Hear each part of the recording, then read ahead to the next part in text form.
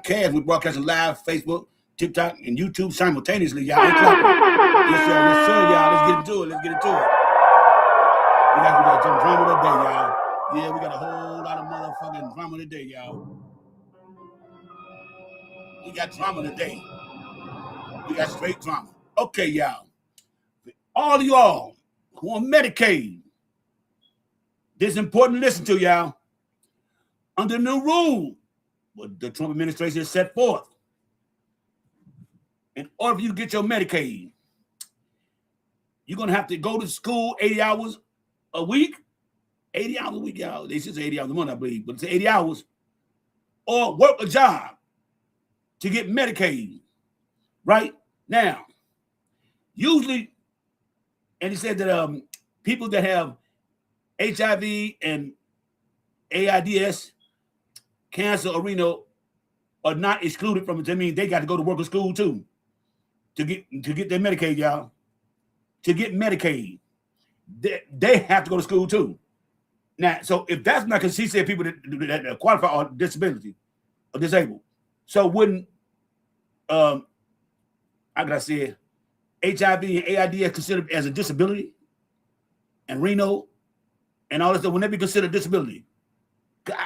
I could one of those disabilities. Okay, but anyway, now, usually when the government make changes to things like that, y'all, you know, remember when Obama was in office, they changed up on like the Affordable Care Act. Obama put out lots of commercials in every state, spent a lot of money on promoting what's going on with ACA. Remember Joe Biden did that with the SNAP and the benefits to Medicaid, Medicare. They put out a bunch of commercials to let everybody know what it's going to start, what they got to do in the process, give them enough time to get to it. Trump ain't doing that. So if y'all ain't heard about it, y'all, it's probably some of y'all first time hearing about this. Y'all need to call y'all social services building for real, y'all.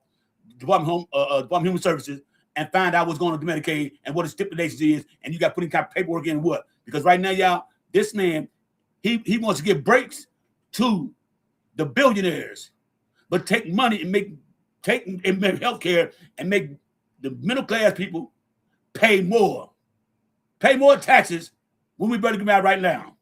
Okay, now that is a problem for me. That's a problem for me. See, now you finna see all these MAGAs who voted for him now, especially in red states, finna start getting hit. They about to start getting hit now. Now it's really finna tear them up now. Oh, yeah, finna tear them up now. Without Medicaid, Lord have mercy. So that means only thing you can do is go to ER. That's it. And a little bit of medication they give you right there, that ain't gonna be nothing, y'all. Because I ain't gonna survive off that. Okay, now you got disability. Okay, they said that you're exempt from that. Okay, make it make sense. Because HIV, AIDS, and renal, and what's called this? Some little things. What's called anyway? I thought those considered disabilities. Okay, so what does the United States and Trump consider disability then? See, that's what I want to know about. What do they consider a disability? See, I'm lost. I'm lost on this right here, y'all. In other words, where the money going to? What are you saving the money for? You take it away from Medicaid, which is going to leave they say about at least 100 million people without Medicaid. Or 50 million, something like that. So what are you doing with the money? What are you saving it for? Because you're not investing back in the United States with it. What are you trying to do with the money? See, these are questions that need to be asked. And see, y'all went out there and voted for this man, didn't do no research, didn't do nothing. Only thing he did was said, we're going to do mass deportation and take men out of women's sports and men out of women's bathrooms. That was his only policy. He never spoke about the economy, what he's going to have to do to raise the economy. He's going to do tariffs, which everybody knew tariffs was wrong because that would have the Great Depression in 1929, I think, of tariffs. So now this man is taking us back to that time. But y'all don't give a fuck about that. Y'all don't give a fuck about somebody trying to give y'all a universal health care for free. No, y'all don't give a fuck about that. Y'all didn't. Now you're sitting back wishing like, damn, maybe I should have voted for Kamala. She wasn't going to take SNAP from you. In other words, she was going to raise the SNAP to go to cost of living. Okay, Biden made him raise the income of the Social Security payments because of cost of living. Everybody with Social Security got an extra $96. Everybody did. Thank you, Destination. Everybody did. Even on your pensions, you got extra $96 to compensate what's going on with the COLA Act, the Cost of Living Act. Bam. Okay. They slashed the price of medications. Okay. Y'all didn't want that. Y'all didn't want none of that shit. Y'all didn't want the opportunity to have, well, she's going to put sanctions on grocery stores and companies that were price gouging. Y'all didn't want that. Y'all didn't want that. Y'all didn't want nobody going to give you $25,000 for a new house and your first-time homeowners. You didn't have to pay it back. Y'all didn't want that. Y'all didn't want she's going to give $50,000 to small business owners who qualified, they had to pay it back. Y'all didn't want that. Y'all wanted mass deportation and win out of women's sports. That's what y'all asked for. And that's what y'all got. You got exactly what you asked for, so you should not be complaining. Okay? You should not be complaining. They try to say Biden gas prices was higher than Trump's. There's a lie. When Biden gas prices up, he was just taking over for Trump coming into a damn coming out of COVID. It was worldwide, globally. Biden highest gas price y'all was $3.12. I'm in St. Louis. Our gas now is $4.49, and it's cut up with so much ethanol that it burns quicker. The gas burns quicker. But see, they quick to always try to blame Biden and Obama to compare the economy. Biden and Obama had a better economy than Trump in both his terms. Both of them. But that's what y'all asked for. Y'all asked for all this shit to keep a men out of women's sports and for mass deportation. And then look at the farmers. They voted for it too overwhelmingly, and that took away most of their goddamn workforce. Ain't that crazy? Then y'all, maggots around that when I voted for, yes, the fuck you did. You voted exactly what he did right now because he told you what he was going to do. And y'all voted for him still. He told you mass deportation. Y'all voted for that. He said, we're going to do the tariffs. Tariffs going to bring lots of money. Y'all voted for that. Y'all voted for him to give mass tax cuts to the billionaires and corporations. Y'all voted for that. So tell me how you did not vote for that and you put your name on the ballot and chose him. Everything that he did done and doing right now, you all who voted for Trump, that's what you voted for. That's what you voted for. We wouldn't be in no war right now if Congress was in office. Damn sure wouldn't be in no war. Damn sure wouldn't have these high gas prices. Food wouldn't have been this damn high. Because she's going to put sanctions on everybody who's price gouging. Everybody. So tell me, what exactly did y'all win? Since y'all talking about want to make the liberals cry, what did y'all win? Tell me exactly what the fuck did y'all win by voting for Trump? What did Trump did for anybody in the United States so far? Tell me one policy. Tell me one thing he did that has benefited everybody in the United States. Because this is exactly what you voted for, and this is exactly what y'all got. You got, like I always say, black people know the saying, be careful what you wish for, because you just might get it. Now, I know the other race say that, but black people know when we say that, that means something fucked up with it. So that's what you asked for, and you got it. Now, all y'all got to do now is they got to ride it out now because the midterms coming in. They got what? It's June what? Another 5 months for midterms? Oh, y'all tore up. You red states, y'all going to be the first ones who Medicaid going to get cut first. I'm going to tell you that right now. You southern red states going to be the first one to get cut. West Virginia, we already cutting a lot of SNAP benefits and Medicaid already. Okay, so that means Louisiana, Mississippi, Alabama. Those are three poor red states. You know they come for them next. They want to get the poor states out of the way first. So I'm trying to figure out, what did y'all actually think that Donald Trump was going to do to y'all? What did y'all think he was going to do? Did y'all think he's going to miraculously make America great again? Oh, y'all going to make it turn white again, get rid of Hispanics, and then make the black people work the farm. That's what y'all thought? Because I can't see another way. Y'all actually thought we were going back to the fields? Is that what you voted for? Please make it make sense. And then you got these Chinese dudes. I don't know if I heard about the case. They think they do their child, unallowed, a 14-year-old boy, you know, hit him in the back while he run away. He was in the store. He picked up 4 bottles of water. Didn't take them. He put him back down. Went back, leave that store. The owner of the store, an Asian man, and his grown son chased his 14-year-old boy out to the parking lot and hit him. Boom, boom, in the back. 14 years old.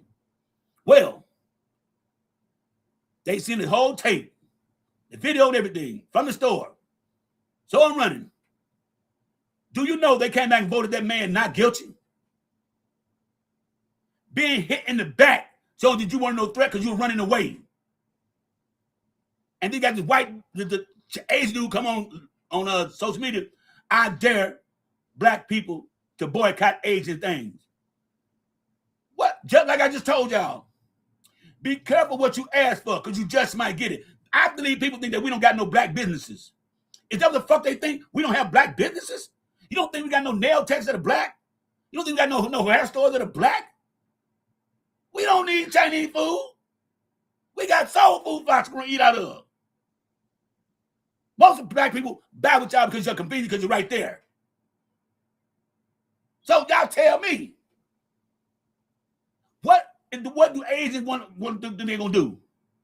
They can't survive without us because white people ain't buying this shit.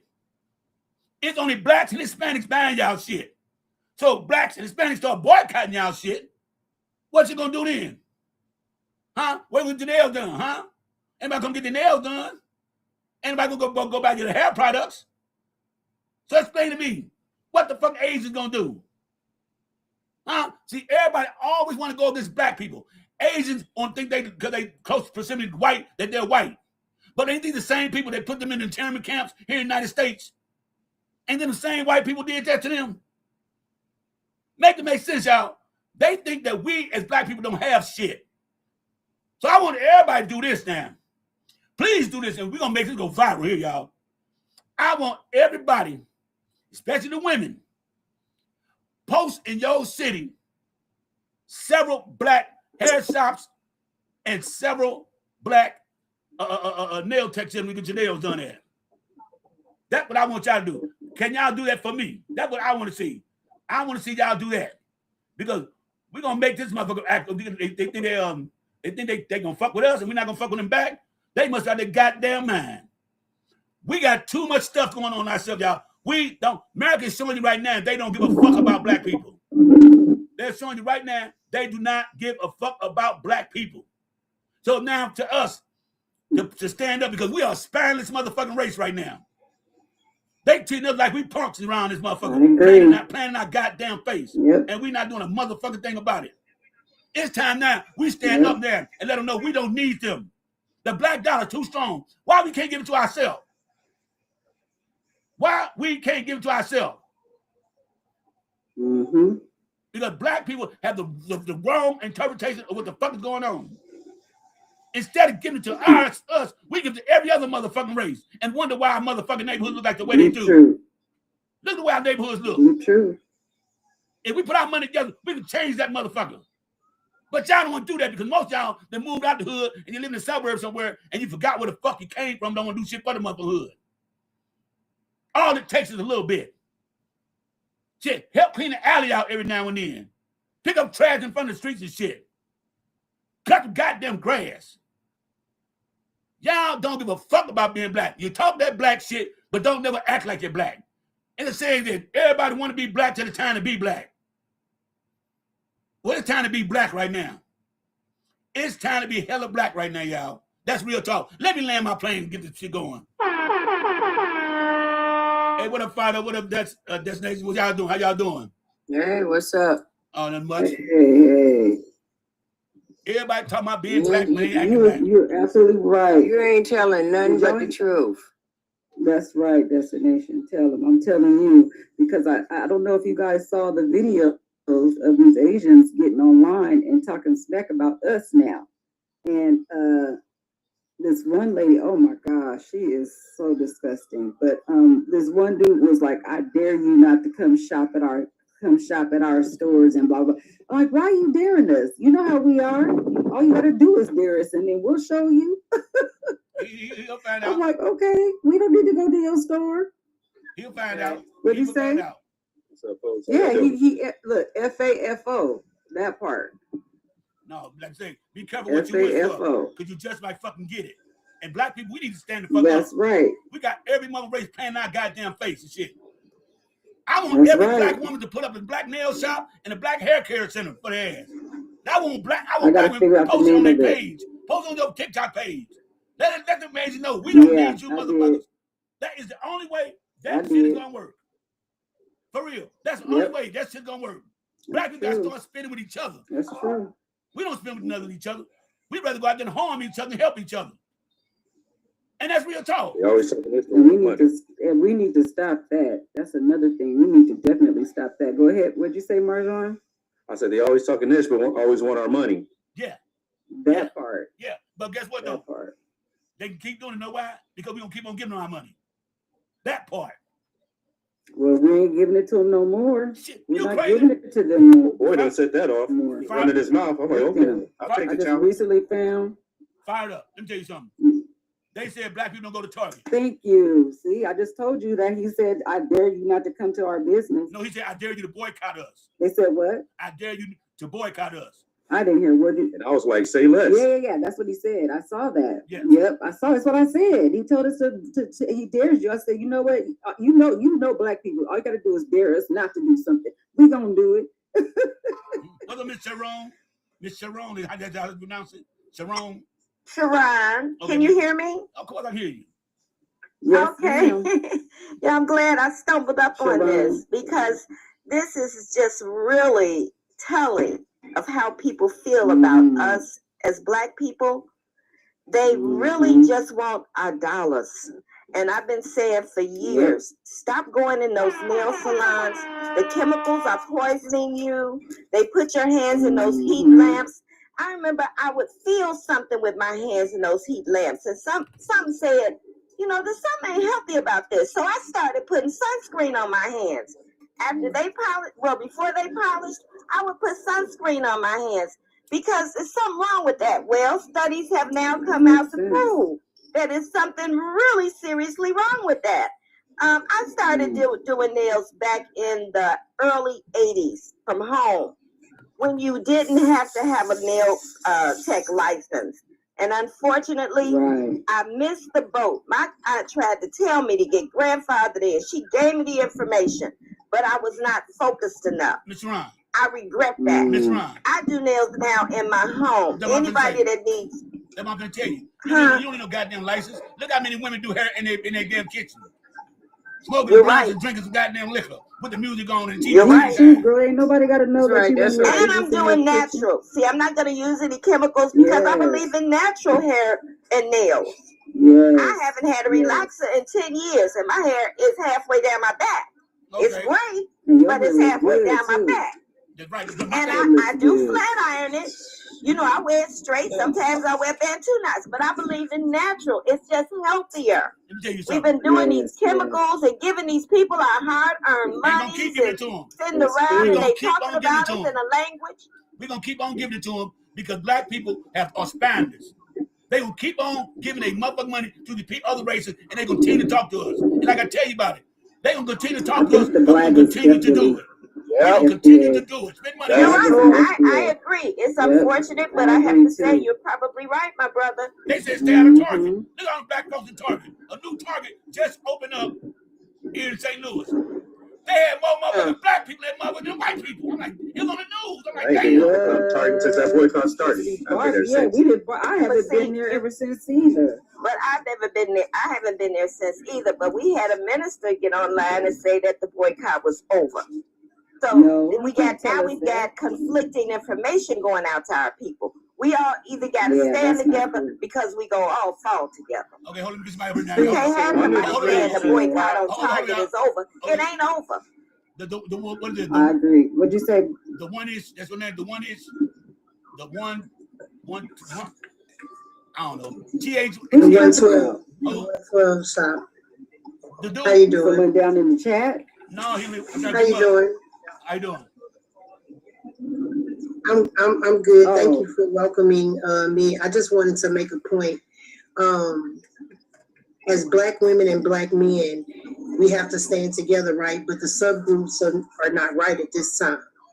Meaning that the women have to heal and hold their own, while the men have to heal and hold their own. We can only become united if we have healed in some type of way to bring unity. You know what I'm saying? in order to fight them, we can fight them on a corporate level as Black women. We can fight them all day long, doing tongue war. But when it comes to real protection, we need that backbone of the Black man. But if the Black man not standing on his own, and you leaving us out there to fend for ourselves, then when it comes to really talking about fighting and putting it together, then how strong are you by yourself? Well, my thing is this. How strong are Black men? How strong are Black men? Hold on. I agree with some part, but it ain't no about no Black men, Black women. It's about Black people. I say Black people come together. That's it. We never healed. That's We never right. healed from slavery. We've never been healed from slavery. That's true. No, I agree with you. I agree with you. I agree with you when you say it's about us. It's about us, but we hold our own. You hold your own. We're not men. We're women. We're women. When Black women are the backbone. We're women. But wait. So Exactly. So y'all not on equal ground with us? That what you saying? Y'all on equal ground with No, we are equal. We are on equal ground. What I'm saying is that the few that we have, such as yourself, that are in the fight, the majority of them are gone. No, they're the not. majority of them are dead. Let me tell you something. A lot of them don't say nothing, but they in the fight. They just don't say nothing. You don't know who's in the background looking. You never know that until it start getting real. Then you'll see the men come out. A lot of men are not right. A lot of men today back in the cut. Stacey Abrams. Okay. There's a lot of them. Okay. A lot of them. Yeah, and we got. And this is the thing. We're not putting our people in where they're supposed to be. Either. Yeah. Look at what happened. Look at what happened in Texas with Jasmine. Jasmine should have been the one that got that spot because everybody that voted for her for the district that she was in, they knew that she was there for them. Yes. And the majority, I love Jasmine, and I'm in San Diego. I'm in San Diego, California, and I love Jasmine Crockett. I was like, I wish she was here in San Diego. 73% of Mexican men vote with Tallarico. Mexican men don't want some woman in charge. That's what they did. Mexican men are disgusting men anyway. Then there comes what other black qualified candidate is there to fill a spot like Jasmine Crockett has? What other black constituent is equivalent to somebody putting up there and handling business? They get these roles as black men and black women, and they don't take full advantage of the positions that they have. They play with them.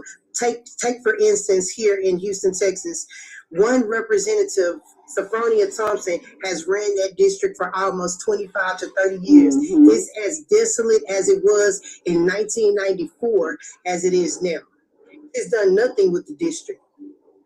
So when you say coming together, by the time I get up there to fight, as a young constituent or someone wanting to come on and take the reins, you won't let the reins go.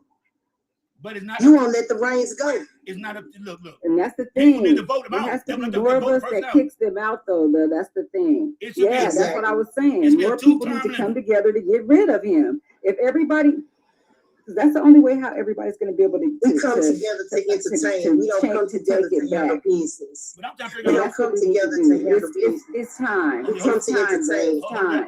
We come to entertain. It's time for us to. It's time for us to come in for business. Period. It's time. Yeah. Go ahead, Maddie. What Maddie's saying something. Let the host talk real fast. Hold on real fast. Let the host talk real fast. Go ahead, Maddie. Go ahead, Keith. Come on up, Keith. Got to turn it off too. Go ahead. Hey, what's going on, man? What's the deal? What y'all talking about for real? I mean, it sounds not being rude or anything, but this what we left off yesterday, where it seemed like black women and black men are going at each other and saying instead of us trying to figure out a way where we go together. That's what I'm saying. We sitting up here we're talking about. That's not what we're arguing about right now, though. We're arguing about we're not even arguing. We're just discussing very passionately.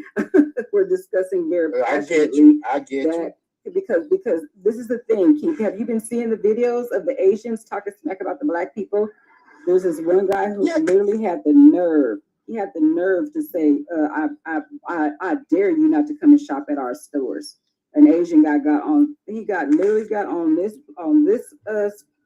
social media platform and said, "I dare you, black people, not to come shop at our store." Say it right. I dare you to boycott. No, say it correctly. I dare you to boycott us. Yeah, I dare you guys to boycott. So, yes, that's what he said. So, or you gonna hold? I mean, our people gonna hold him to what he said? No. Then don't go to his store. No, I made a video, and I know you're right, Matt. Hey, Maddie, I know you're right because I made a video the other day. It's on my page, and I said the same thing about the disrespect that we get in these stores. Why are we constantly spending our money in these places where we know that? Now, with the Asian folks like the Chinese, the Chinamen in St. Louis, you know, they don't come at us in them funky ways.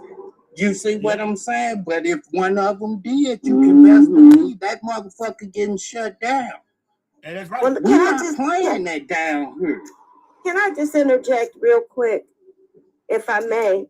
They may not be coming at you with the verbiage that you're seeing now, that we're seeing now, but you better believe they don't give 2 cents about us. It's about our dollars. Just like I don't give a fuck about our dollars. Let's be real. Let's be real. Let's be real. And I'm hold on, Matt. Let me say this. Let's be real. I don't give 2 shits about them either. But then don't patronize. That's the thing about it. Then stop patronizing. I don't give 2. We don't patronize like that. My money can spend other places.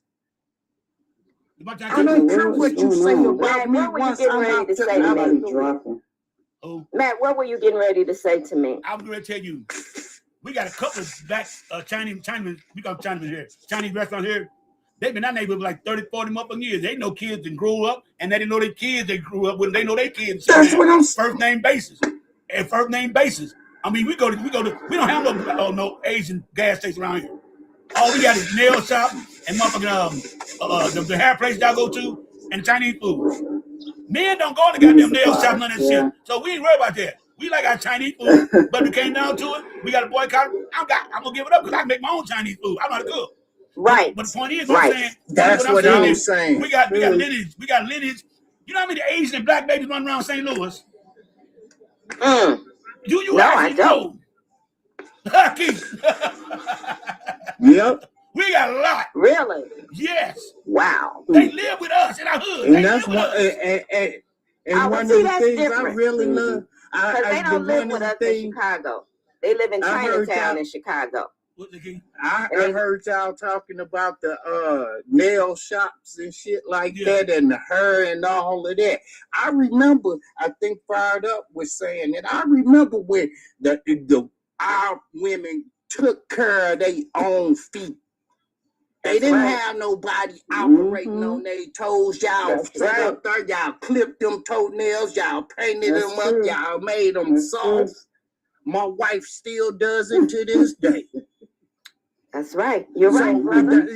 You see what I'm saying? Where did all that change? Where all that vanity bullshit came into play anyway? My wife don't own her own nails and shit.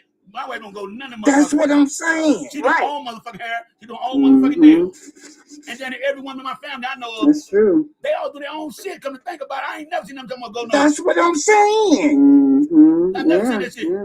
What people about this though? That no matter how bad we talk about us, we gonna still spend with them. I'm personally not, but mother black people, right, gonna still spend with these people, and they planning our goddamn face, and they planning our goddamn face. I won't. Then nothing to it. I wonone either. If I get an inkling that I'm getting some disrespect, I was in this one crab restaurant one day, me and my wife, and you know the waitress come up, she give us some water. And she walked away, told her we wasn't ready to order. So I happened to look at the glass, and there was something inside the glass. You know what I'm saying? That shouldn't have been in there. So when she come back, I tell the young lady, I say, hey, it's something in this glass, and I pointed it out to her. Do you know this girl walked in the back, through the double doors, took 2 seconds, spent around and brought me that same glass The same and water. turned it the other way She brought you and the thinking glass? I wasn't gonna take a look. Yeah, she brought it back. And you my and your party got up and left, right? You know that happened. You know that's what happened. Got on up and walked out. We had ordered steaks and everything. They was back there. They was back there cooking this shit. I told my wife, "Let's go." Oh well. I'm not. Right. You see what I'm saying? Right. I don't. Right. Yep. Any fucking disrespect we get, we gotta shut it down immediately. They not gonna do it. Exactly. We need to let them know. Man, I can stand on the mountaintop and on top of the tree. And that's it. We can't worry about the ones who ain't gonna do it because it's not everybody. I'm thinking about the Blaggers ain't gonna do it. The FBA that voted for Donald Trump are not gonna do it. That's who I'm thinking about when you keep saying they're not going to. I think the majority of us who are like, not that we're finally, but we're fed up to like we're so fed up that it's up to the dang moon, to the sky, it's out to the dang space right now. I think we're the ones who are going to stand up because there are a majority of us that do care than that do not. Period. I believe that, and I have to believe that because we're trying to come together to get it together. I do. Hey, I ain't talking about the Blaggers. I'm not talking about the FBA that voted for Donald Trump. I'm talking about. I'm telling you why we're not gonna do it because we're gonna do it. We've been spending our money with only black businesses. We don't. They've been had our money in black banks. We don't. We've been had our money in black saving unions. We don't. We've been investing in black communities. We don't. So how in the hell you expect they're gonna boycott what the man said? All they're gonna do is sit back and laugh. They're gonna sit back and laugh and say, "Yeah, I told they couldn't do it." That's the problem. We have no unity. It ain't about no men. It ain't about men got to stand up or women got to stand up. No, it's about black people as one. We all have to stand up. What's up, Miss Better? Mo Better? Talk to me. That's my new up here, y'all. Hey, man. Hey, what's up, man? I hear you. Hello, everybody. How y'all doing? Good. How you doing? We Miss Mo Better. I love that, Miss Mo Better. we've always been because they always made us think to believe that we had to fight for a spot. So what happened that travels on from generation to generation. Like you gotta talk down on your people if you want to be in our. Can everybody? I'm sorry. Hold on, real quick, Miss Mo. Can everybody mute up in the background? I don't know whose TV is on loud in the background. Can everybody please mute up while she's talking? Because I don't know what that noise is. Okay, go ahead, Miss Mo. Okay. It's learned behavior, it's trained behavior to have us thinking that we need to fight for the spot at people's table. That's what we're seeing today when it comes to the Blagger and people that support Donald Trump, right? Oh, you're on this plantation, and when I asked the question, please explain to me what is this plantation that you speak of? Because they can never say a policy or anything that is being implemented now that actually benefits Black people. None. Now, when they speak about like the stock market and stuff like that, a lot of people they're not in the stock market, so that doesn't benefit us in one way or shape or form. You know what I'm saying? They don't have anything to deal with Black people as a whole. You know, when Kamala was running, even before she even was running for president, there was a lot of things that she did that would benefit Black people. But like they said, if you want to hide something from somebody, put it in a book. Y'all chose not to. And now they're going over and above to push propaganda. They want us fighting so they can keep picking our pockets while we're doing it. But then again, that's on us. That's on us. Because I can ask right now, everybody down in the comments, how many of y'all got y'all money in black banks or black saving unions, credit unions? How many of y'all down there in black banks, y'all? Let me know. How many of y'all got black businesses? Promote your businesses. Yeah, but it ain't that many. It ain't that many around. Banks and credit unions around that's Black. Yeah, not like it was back in the day. Keith, we got two of them in St. Louis, and we go to everybody goes to one we got called St. Louis Community Credit Union, Black-owned credit union, and that mother got clients. Everything, I don't give a fuck what branch you're going to. You said, and I'm not getting, hey, Maddie, I know, but that's what I'm saying. We got two in St. Louis, right? You just said it's two. How many other? We need more. That's what I'm saying. Go ahead, keep talking.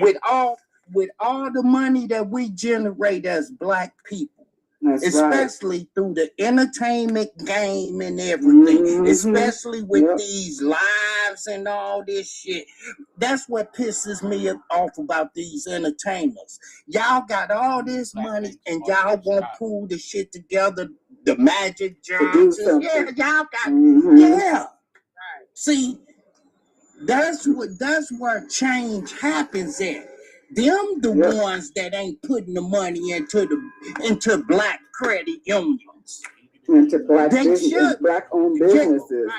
You see, but you can be a Black-owned business and be out. Say, for instance, right now I'm sitting in Clayton, Missouri, which is a predominantly white area. It's the center of St. Louis County government.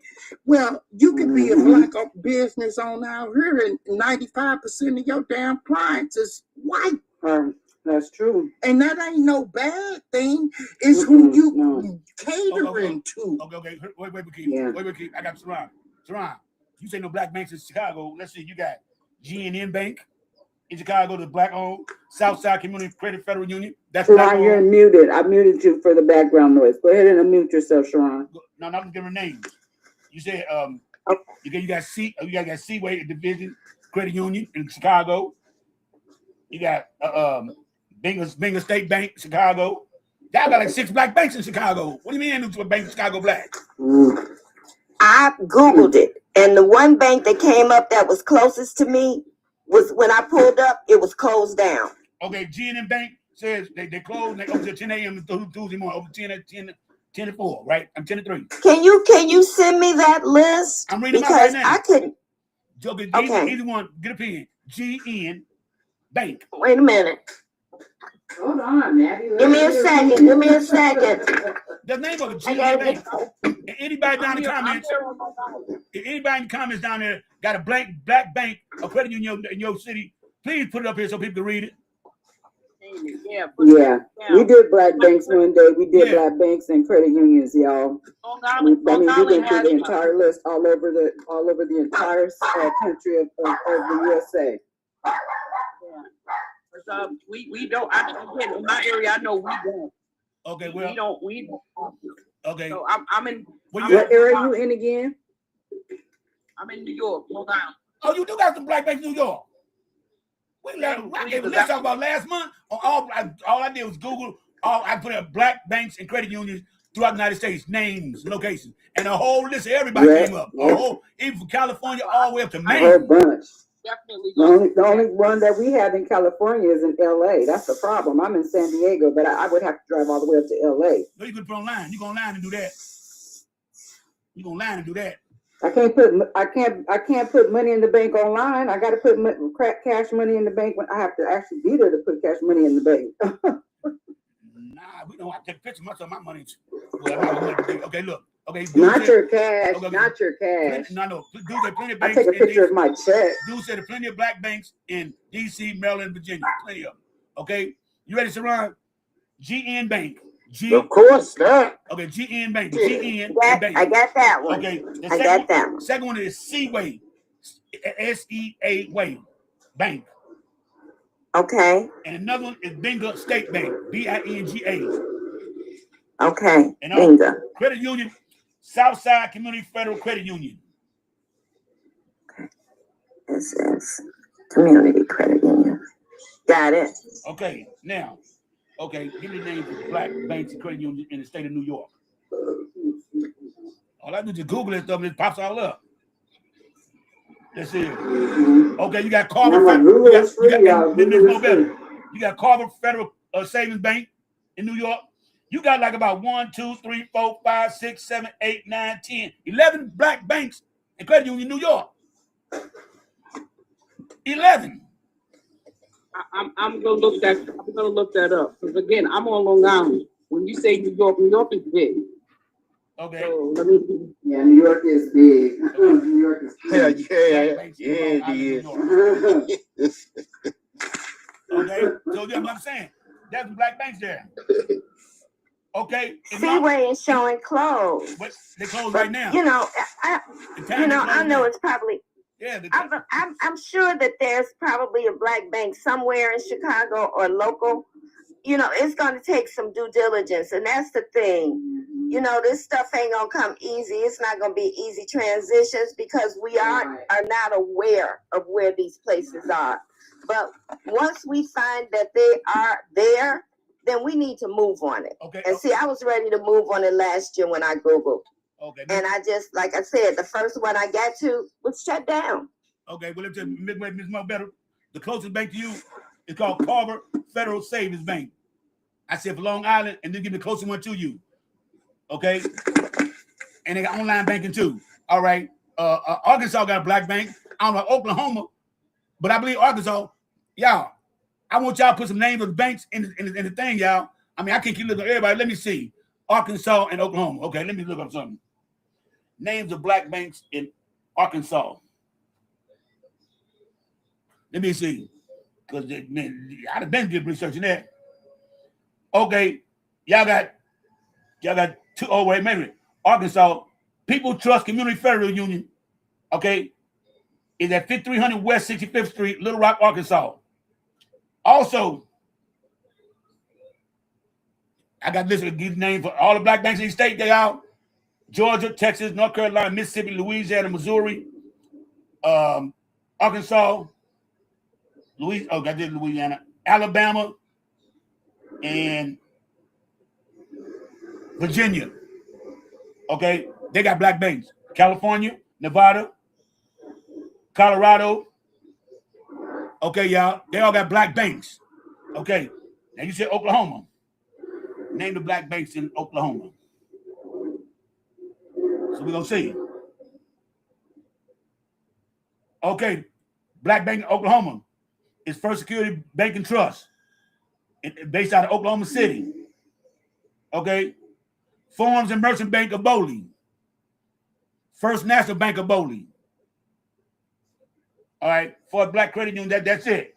So y'all do, and they're also located in Tulsa, Muskogee, Norman, and what the fuck is Muskogee? I guess it is Muskogee. Or I can't pronounce the motherfucker. And Stillwater. Yeah. So y'all got them out there, y'all.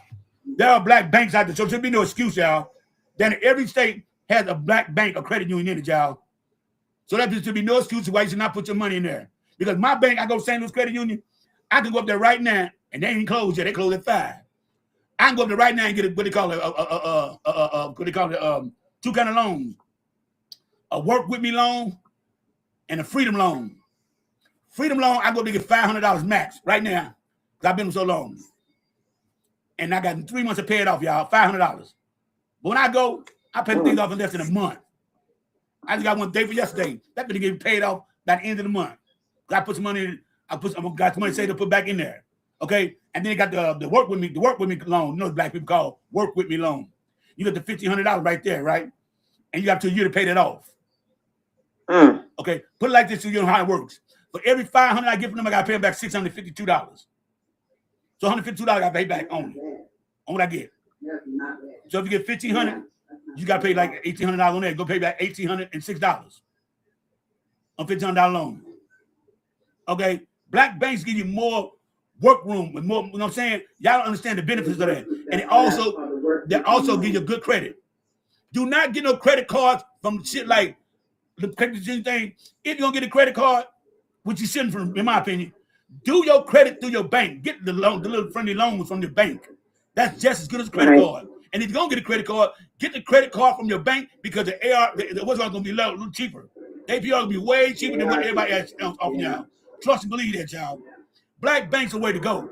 Yeah, I don't know if there's stigma why people don't like fucking black banks, because look at all the complaints they got at Wells Fargo, U.S. Bank, PNC, United Bank of America. All of them been sued by black people for fucking over black people money. They've all been sued. Navy Fed is a mess too, because Navy Fed ended up being racist for some people. They ended up getting, and I have Navy Fed. I'm like, how the hell are you gonna be racist when it's a freaking mixing pot of all races, all ages from all over? I mean, from our country, but they're all from all over the world. But I got Navy too. No, you do. I was in the military and fuck with Navy Federal, and I was in the military and fuck with them. Hell no. Hell no.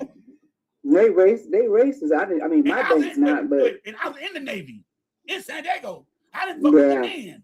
Yeah. Because if you get $500 motherfuckers back for them, you're gonna pay back about $800. Simple as that. Yeah. Simple as that. Wow. And I see dudes getting their Well, Maddie, I think what the problem is we see Chase and we see PNC and we see all of these banks advertising. We don't see the black banks advertise. I think that's part of the issue in and of itself. When we see stuff, then we move on stuff. But I've never seen an advertisement for a black bank. Well, let me tell you something. How they know about the motherfucker marching Selma? And then everybody around the next came in. Word of mouth. People have told you about it, didn't take it in.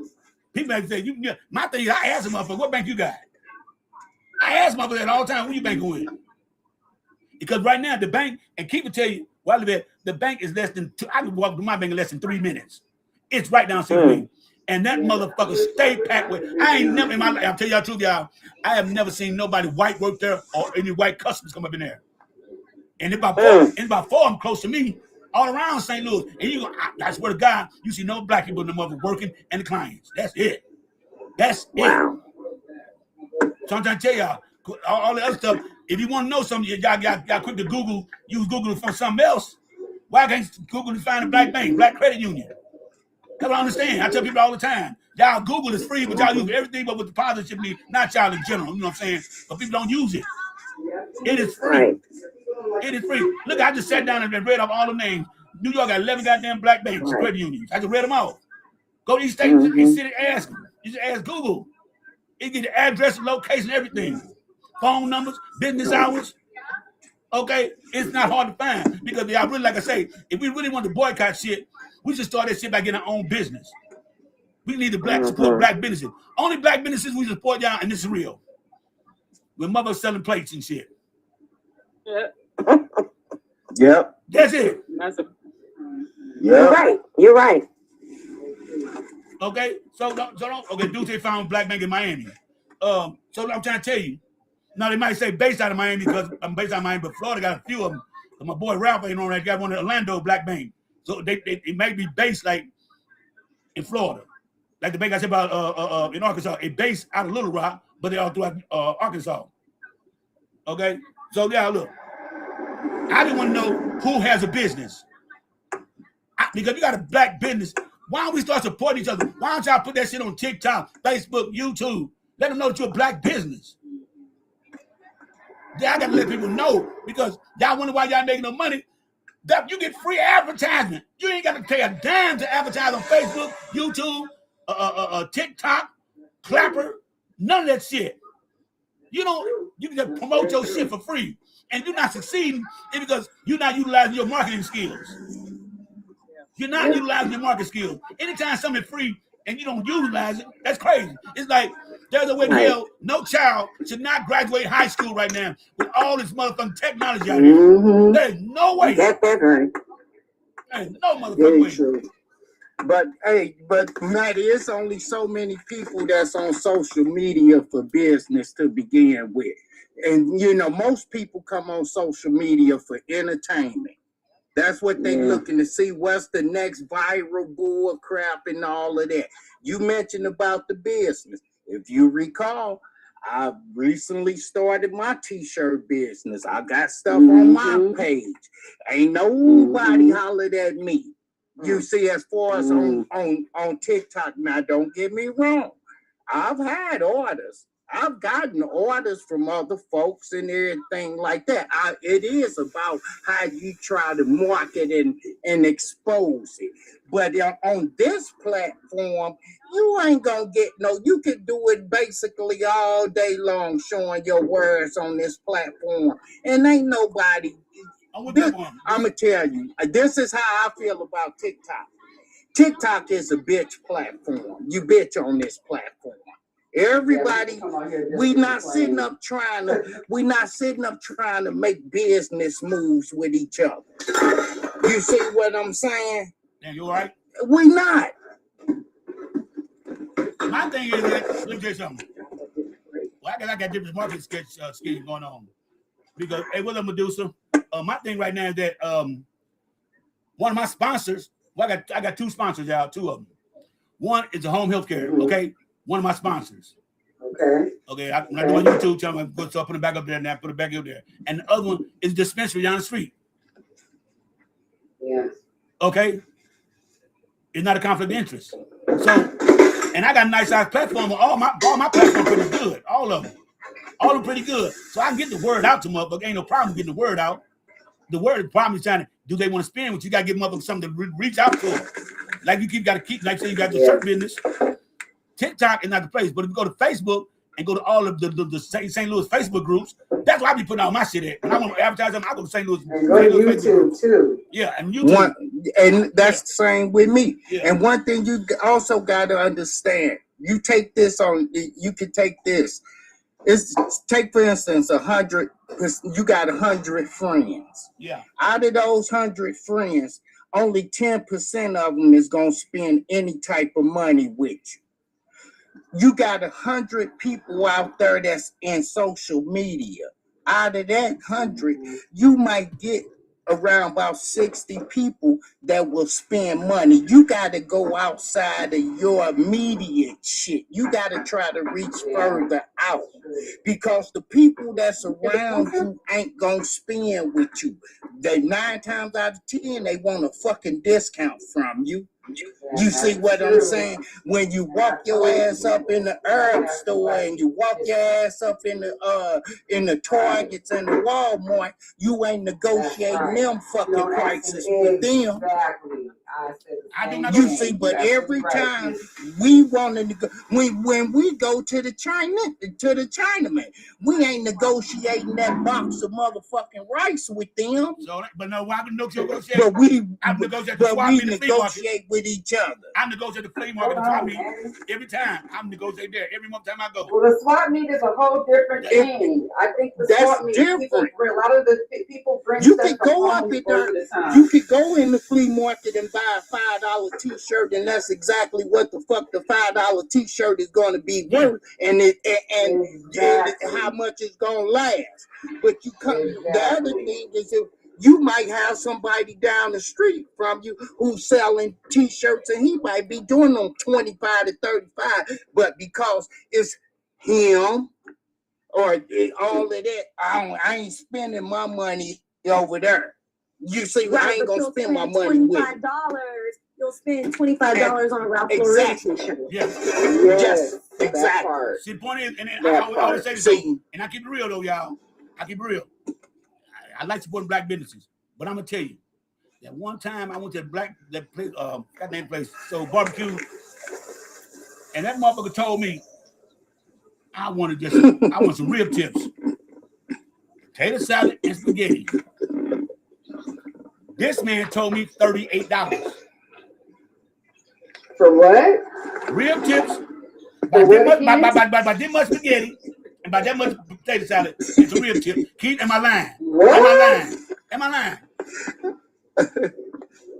I'd be better off buying from. What happened to Keith? He just left. What the heck? He was just asking a question. You know what I'm saying, though? But black people got a tendency to bust our head, and we don't want to consume it for them. That's what makes me mad about us. We should give us work with our pocket. Look what you're living in. But see, that works two ways, and I'm gonna just say this: because they don't get the consumers like the white businesses do, they gotta add a little bit more on top just to cover expenses. But at the same time, Sharon, at the same time, remember too. But not give them so little bit. I didn't hear you. You paying 38. I'm sorry. Go ahead, Maddie. Okay, what I'm saying is that when you come set up a shop, look at the environment. Look at the houses. Look at the lots. Look at the people around you. Do they have that much kind of money to spend? Mm-hmm. That's all a part of you doing your due diligence before you even sit down with a business plan for your business. That's right. You know, but I do understand why they have to add a little bit more. I really do. It's unfortunate, but again, that's because people won't go in there. And a lot of people are just brainwashed thinking that white is right. And white is gonna do it better. And my father used to say this jokingly: call the white man. We got a problem, call the white man. My father would say that jokingly. But a lot of blacks think that way. Now, I don't know what ages you all are. You sound like you maybe 40. Oh, I'm 60. Well, I'm 68. Okay, I'm 60 years old. So I have seen a lot and I have done a lot. And I'm a people watcher and I watch how people move. And people move where they're comfortable. And by that I mean to step outside of their comfort zone, they ain't gonna do it. If they've been going to the white man, they gonna keep going to the white man. It's gonna take something truly drastic for them to change that, because it's got to take a whole mindset change. A black person could have the same product that the white people selling, and it would be cheaper. They give black, it'd be cheaper for black people, right? But they would still go to white man. They say, well, it's cheaper, so it must not be real.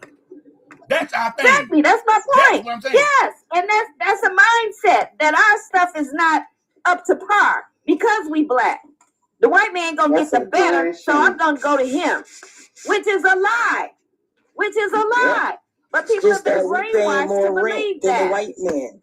Right. We gotta pay more That's rent the than the same white thing. man. Exactly. We gotta go up high on our prices. Exactly. That's You true, know, Trevor. it's a cause and effect thing that's going on. You know, we pay higher rent. We can't get in the better rent areas to open our businesses. You know, it's a vicious cycle. And I look at our young people and they go and they spending $300 and $400 on tickets to see Beyonce and trying to buy Birkin bags. And on shoes. And they outfit is $1,000 when they finish. And instead of doing all of that, they need to be invested. But we do it to ourselves. Go ahead, Keith. You can say, okay. Get the bless them in. Go ahead, Keith. Yeah. No, what I was saying, it's like back, I used to do AC installations. And, me and a buddy of mine, we had a company. We had to underbid our stuff to start with. We had to cut our prices. And then on top of that, we got to negotiate with you about the fucking price. So I used to tell the people, what I want you to do is call company X, company Y, company Z, and have them come out here and give you a price quote. Thank you. And see where you getting you see what I'm saying? But again, we quick to say that the white man's price is fair. You see, we'll pay that. We'll sit up and pay. We'll go into the Mexican restaurant and we'll pay what we supposed. The Wonder Bread costs $2.10. You ain't negotiating down to $2.07. Nope. You paying $2.10. Why do we do that with us? Why do we have to do that with us? Is the question. I agree. I agree, Keith. Well, my You're lineman is black. I totally agree. My lineman is black. My mother mechanic is black. Okay, my favorite store I go to is black. A couple of my favorite restaurants are black. Okay, so I mean, I try to keep it all black. I try to keep it all black. I try to support us. I try to. And Maddie, you pay them. My doctors are black. You pay them what they ask for too, don't you? Yep. Your line, man. That's what I'm saying. I tell you, how much you gonna do for the line, for the grass? He was charging. I'll give my whole yard, I got a pretty nice out yard. He's doing front and back for $40. It was cool with me, right? But then I said to myself, no, man, that yard too big for $40. I just started giving $60. He didn't ask for it. And my line guy is 60. Yeah, because he's gonna trim it up, everything. I'm getting trimmed up, all the edges and everything, pick up the leaves and the damn grass and shit, get all that shit done.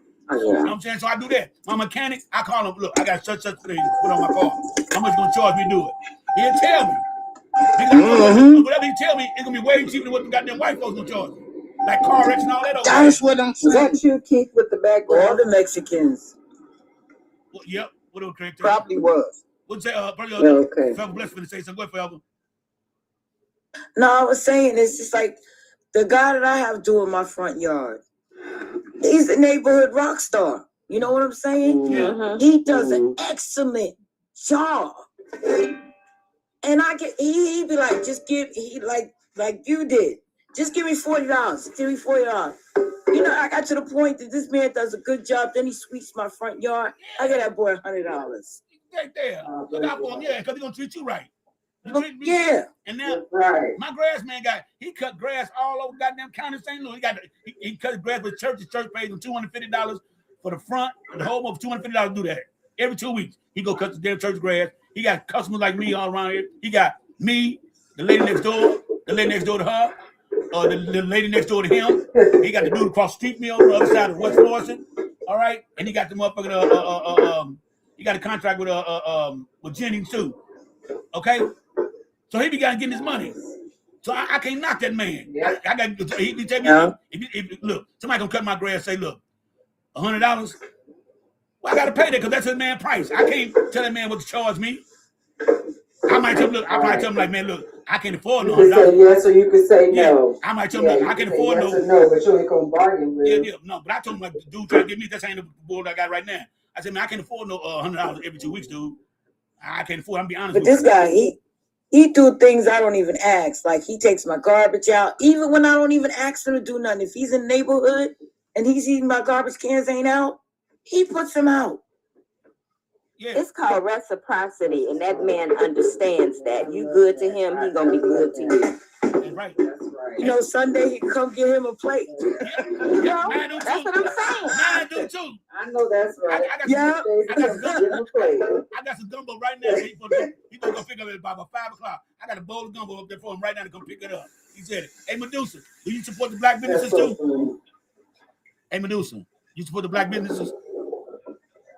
Hold on 1 second. All right. Yeah, so my little grass man told me 1 second. He don't drink, he don't smoke. Well, no, he don't smoke. He drink his beer though. And look, my grass. Can I ask you a question? Yeah.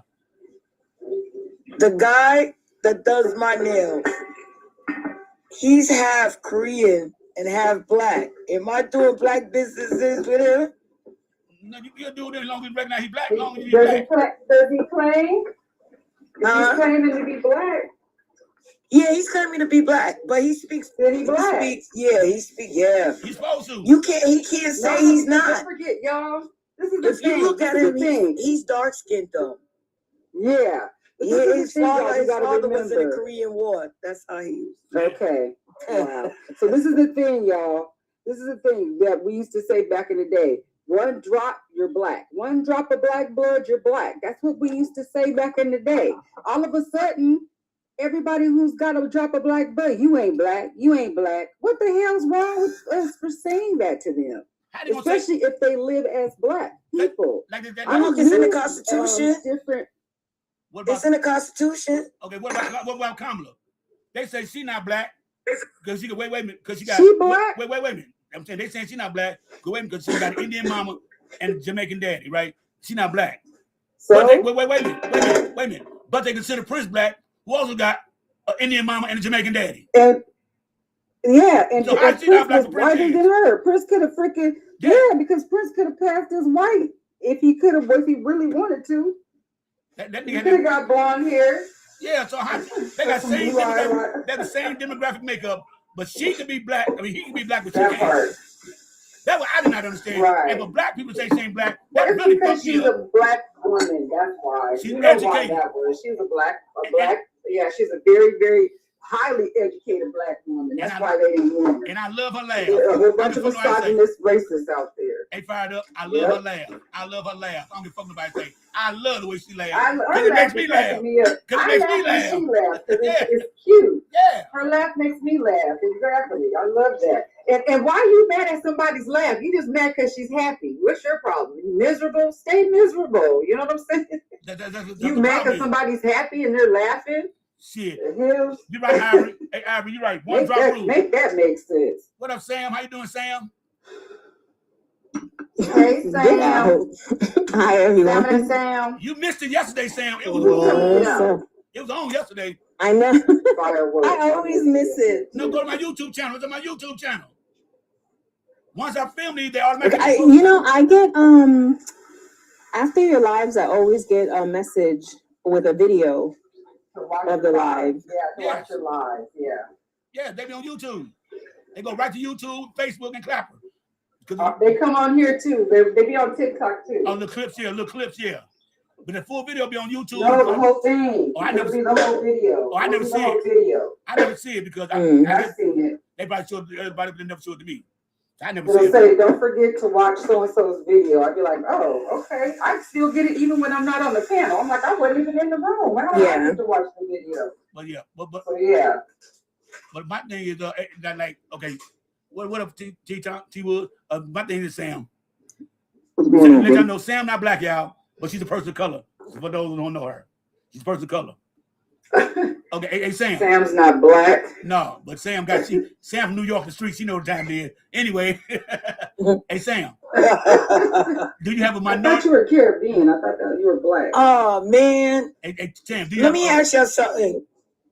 Were y'all ever told never let the devil in your house? Yeah.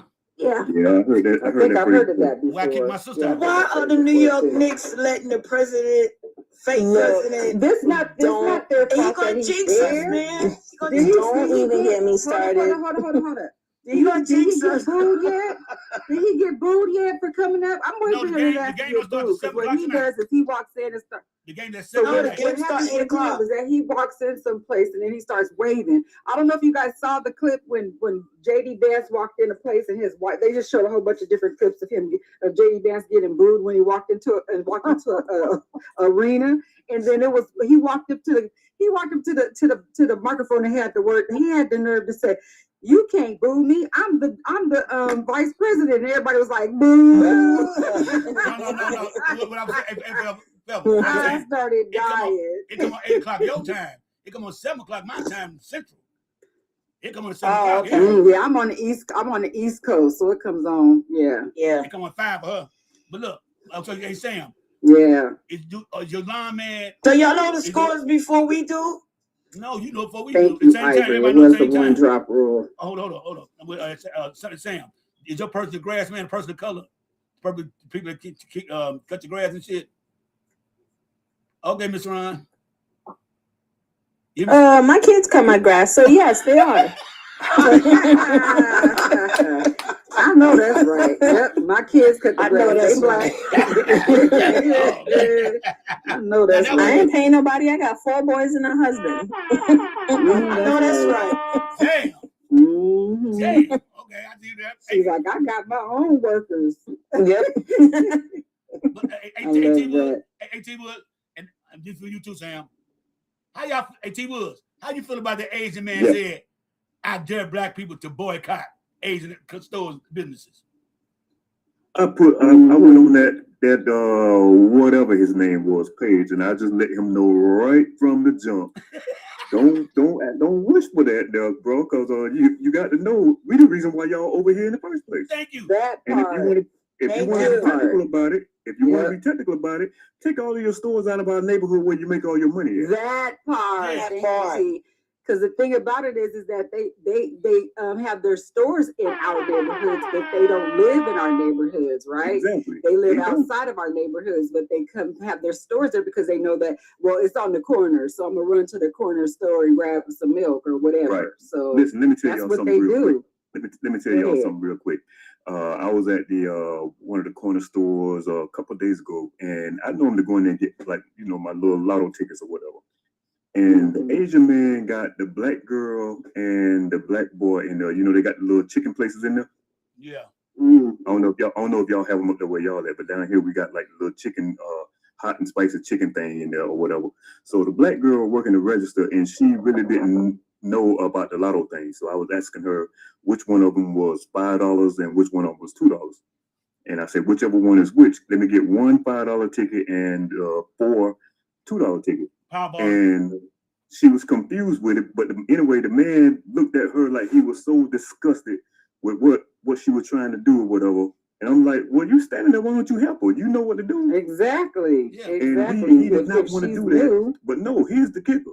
The man came in the store and said, hey man, I'm hot and thirsty. Could I have a cup of ice? And the man told him no. Man, and he said it in such a nasty way. I looked at the man, I said, hey man, go get you a cup of ice, man. I got you. Mm-hmm. I said, to me, you are in our neighborhoods and you tell somebody no and be nasty with it. And you treat them like we don't trash. Have, y'all, we don't have that problem in St. Louis. from no other race. Not even white people fuck with us like that in St. Louis.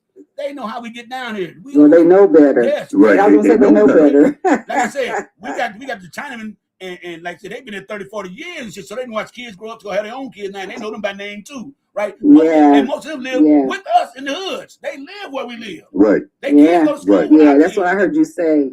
Well, I gotta be honest with you, bro. We got some thugs down here in Florida, but we also got a lot of Uncle Toms. Oh, well, no, Uncle Tom. We're starting to call him Uncle Clarence's now. We're not calling him Uncle Tom. We call him Uncle Clarence's. Yeah, because he definitely won. Oh, Clarence Thomas. Clarence Tom. Hello. Yeah. Uncle Tom. And he used the same system that he got his education of. He went against it. Ain't that something? That part. Ain't that something? Yep. That's crazy motherfucker right there. He used affirmative action to get through college, and then going to change his mind when he make it to a judge. Because he's simping for the white man, knowing his stupid self. He ain't white. And another thing, he gonna have to understand you ain't gonna be here for much long. So I wonder who they think is gonna bury him when he's gone. Who's gonna be coming to his funeral? And those are people who are dangerous. You got somebody else, girl. I hate to say this for the Knicks fans. I want to see the Knicks win. I'm a Bulls fan, but I want to see the Knicks win. But every event that Trump has went to, the team that was supposed to win lost. Don't say that. Don't say that. Don't do it. Don't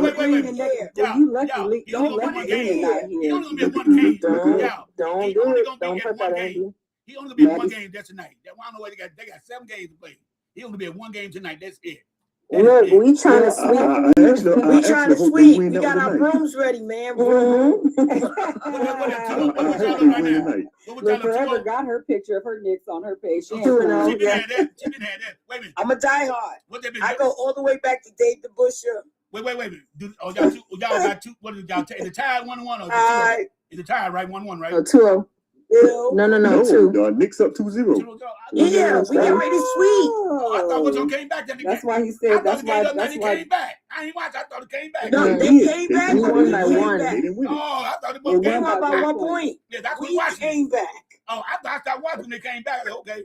I said, that was probably a good game too. Damn, that was a good game. They did not win that game. I bet you it was. Yeah, they was getting ready to be fighting up there. Fox with his dumb stuff. You gonna step to Bronson. Bronson's father came out and told him, "Say, you ain't that tough, my brother." Oh yeah, I did see that. Listen, I remember growing up watching the Knicks games with my parents, right? And I'm not a diehard Knicks fan like that. But I'm a diehard New Yorker. No matter where I am on this planet, I'm NYC to the heart. So when my city is up, then yes, I'm gonna rep my city. I'm not a bandwagoner. People are like, oh, I've been rocking with Nick. No, yes, I used to watch the games. I remember a lot of the games, and I enjoyed them. I haven't watched in a while. My husband, we're all Knicks, Knicks fans here. My husband is diehard. But for me, I'm always gonna go for my city. Right. Well, I can't go for my city. We ain't got no basketball team. But right now, New York is on fire. Right now, New York is so on fire. It's gonna be on fire tonight too. When the devil walk up in there. It is so tight downtown in Manhattan between 30th Street and 34th Street, between 7th and 8th Avenue. Everything locked down. Hey, did y'all see Joe Buddha podcast? I don't mess with that man. Joe Buddha. Okay, a lot of people don't. Joe Button. Joe Buddha. Is that his? His name? Joe Buddha. Joe Button. Joe Buddha. His podcast. He was talking. I saw it today, and he said that he actually called New York Knicks organization and wanted to make sure that he did not sit by Donald Trump. And then they asked him, "Why did you do that?" And he said, "Man, when them hitmen come, they ain't got no name for what they going after." No, and also you gotta watch him. If Trump moves towards the pole, you know what he getting ready to do. Like a little kid, when they get ready to do what they gotta do, they go hide behind the pole. Yep. Yeah. That diaper get heavy. No, you know what they need to do? When they show him on the Jumbotron, when they show him on that, they need to boo him as loudly as they can. And then afterwards, I know they're gonna. Trust me. I know my city. They're gonna do it to the heavens. Y'all know the chant they working on right now. Y'all know the chant they got going on right It now? used to be Obama. You know, What's the chant? Jeffrey No, what's the Epstein. chant? Jeffrey Epstein. They all gonna say that. They should say that at some point. They may say it. They may say it. They need to say Obama. Obama. Obama. You know what's great? Obama show up. Obama. I was Obama would show up. I was Obama show up. I would love to have Obama show up. If Obama show up in Madison Square Obama and Mamdani show together. Oh, what if Obama show up at the game? You know that man loves some basketball. What if he shows up? Yes, he does. Yeah, and he be sitting corners. He be sitting right there on the floor seat, right in the front. And he's cool with Mamdani. Imagine if they both showed up. Cool with everybody. Yeah, Mamdani they all love him out there. I'm telling you what I would love. I would love to see Donald Trump walk in and everybody start booing, then Obama walk in behind him and they start cheering. Well, I'm telling y'all this much, y'all. Yep. They talking about big debate, right? So they talking about this is hypocritical MAGAs are y'all. Did y'all watch the what's it called the Good Liars? The tall white dude, the little short fat dude called the Good Liars. Anyway, they be on YouTube. Anyway, they go around and they catch MAGAs in certain situations behind the contradiction there is. So they said, so should Trump run for 2028? And he said, because against the Constitution, dude said, yeah, he should run for it. He should go ahead and run. He said, why? He said, well, he deserves to run. So dude asked him, so if he runs for third term, that means Obama can run for third term. Dude said, no, Obama can't run. Why can't he run? Yes, he can. Yes, he can. I don't know why they think it's okay for them, but it's not okay for us. F you. You know what I'm saying? So what did everybody know? They did a generic poll, right? And they showed if Donald Trump ran for third term and also Obama said, well, I'm gonna run for third term too. And they picked it out, they showed it. Obama would win 57 to 41%, right? Republicans will vote 51 to 43 for Obama. Independents will vote 60 to 38 for Obama. Okay. There's nowhere in hell Trump would want to see Obama run against Obama. I'm so glad. Trump is minus 36 in New York. Approval rating. Approval rating in New York, he's in the red 36. Nationwide 34. Hey, but you know what though, man? In all seriousness, he is stupid for going to that game. You know how much of a target he is? Everything been staged. You're full of crazy people. But let me ask y'all something. Yes. Let me ask you something. Out of all the attempts on his life, remember this time when we were young, when Ronald Reagan got attempted on his ass, we seen about that shit every motherfucking day about the people who did it. And did it all the time. Why we seen about Donald Trump? Why we seen this about Donald Trump? What happened to the brother? Because they're on stage. Because they're on stage. Because allegedly, TikTok rules. We love the TikTok shop. Allegedly, they've all been staged, except for the ones when they didn't even get nowhere close. They were just setting up, ready to get them. That's all that was. That was two people that was setting up. I can hit your ear, hitting your earlobe, and it go back. He didn't.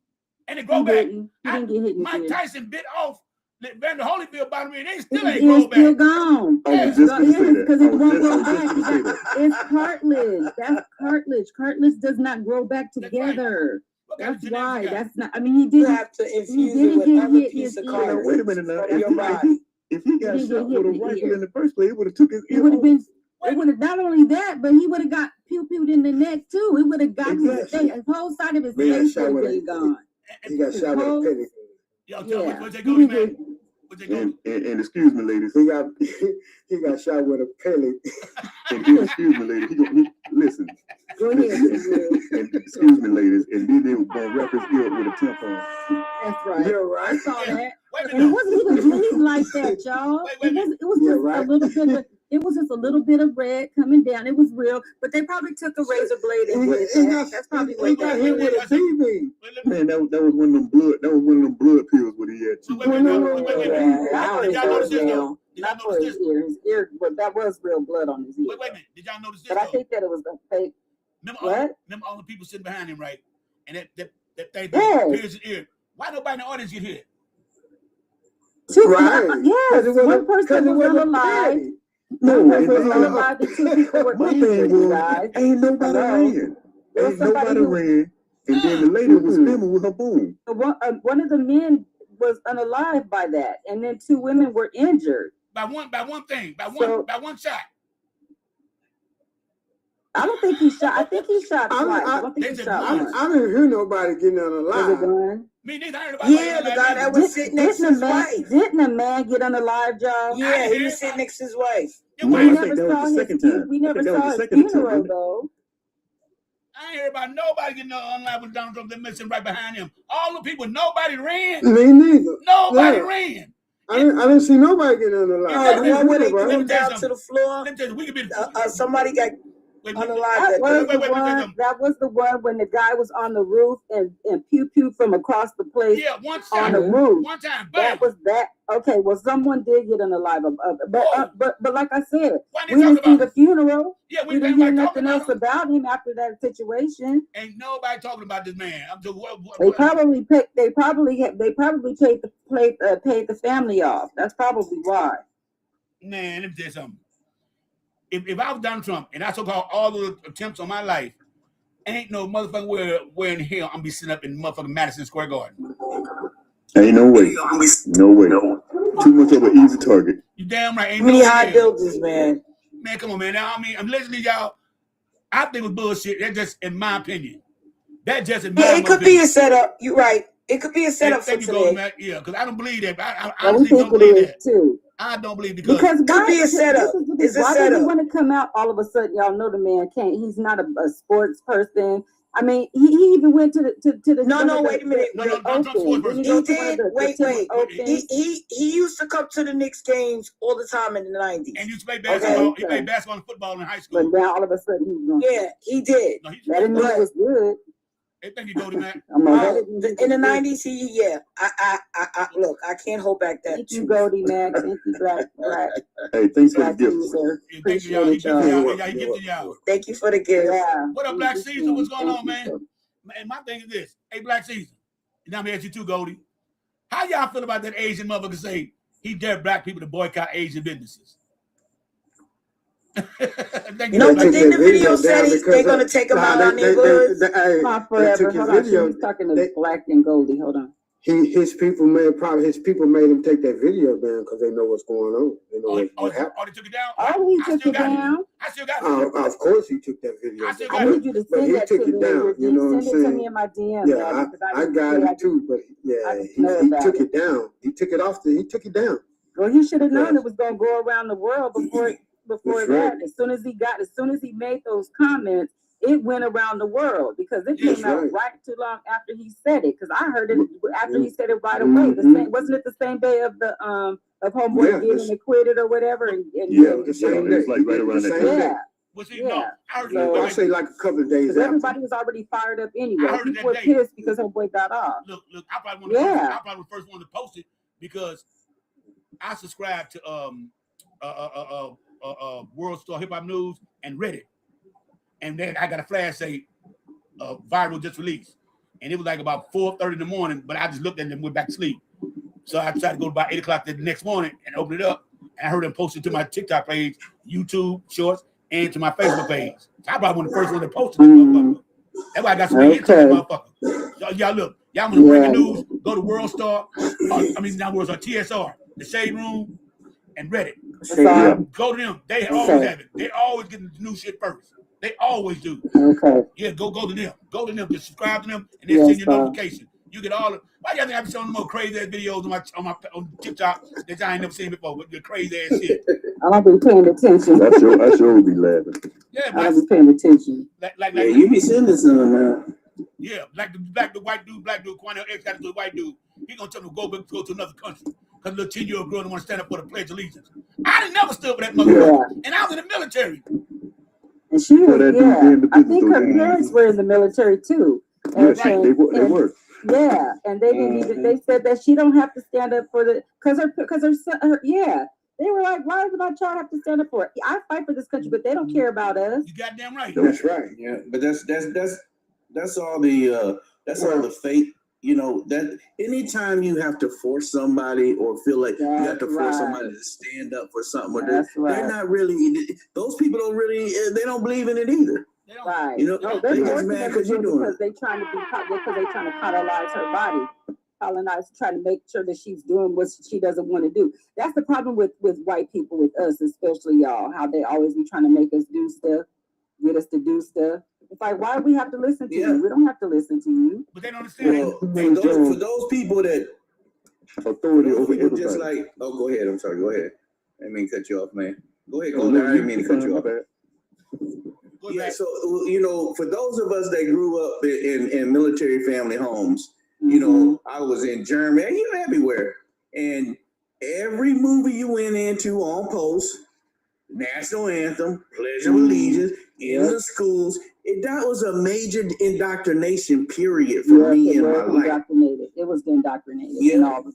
And it's crazy how that works. And people look like, well, and then when you start getting away from the flagpole, the further you get away from the flagpole, the more you start realizing you motherfucker full of shit. And true. I mean, you just got to get away from the flagpole. That's the same way when I was in the military. When I was in the military, I voted Republican. Why? Because Republicans gave us the biggest raises. So we thought.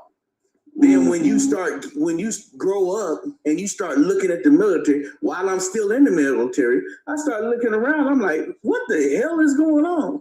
You start seeing in the civilian sector, then you gotta cut ties with that crap. That's true. And don't get me wrong, I was in when I voted for Obama twice. Yeah. But after that, it's been all Democrat because you start seeing the light. Yeah. I'm going to go ahead and land right there. I'm talking too much. Right. No, you good, Black. We don't get to hear you as much because you be free. What is that? Not free falling. What's the word? Transporting. You be transporting all the time, and it be loud in the background. Go ahead, Goldie. No, I was just saying I went independent, man. Hey, well, here's a question for y'all. What do y'all think about that Carmelo Anthony situation? Oh, you gonna beat that? I pray I'm like 30 minutes away from it. Wait. I pray he gets to get out of there. Wait, did y'all hear what happened? They got a new video that came out. Somebody finally up the video, gave it up to him. He finna get out. They showed him. They showed the white boy. Is it for the?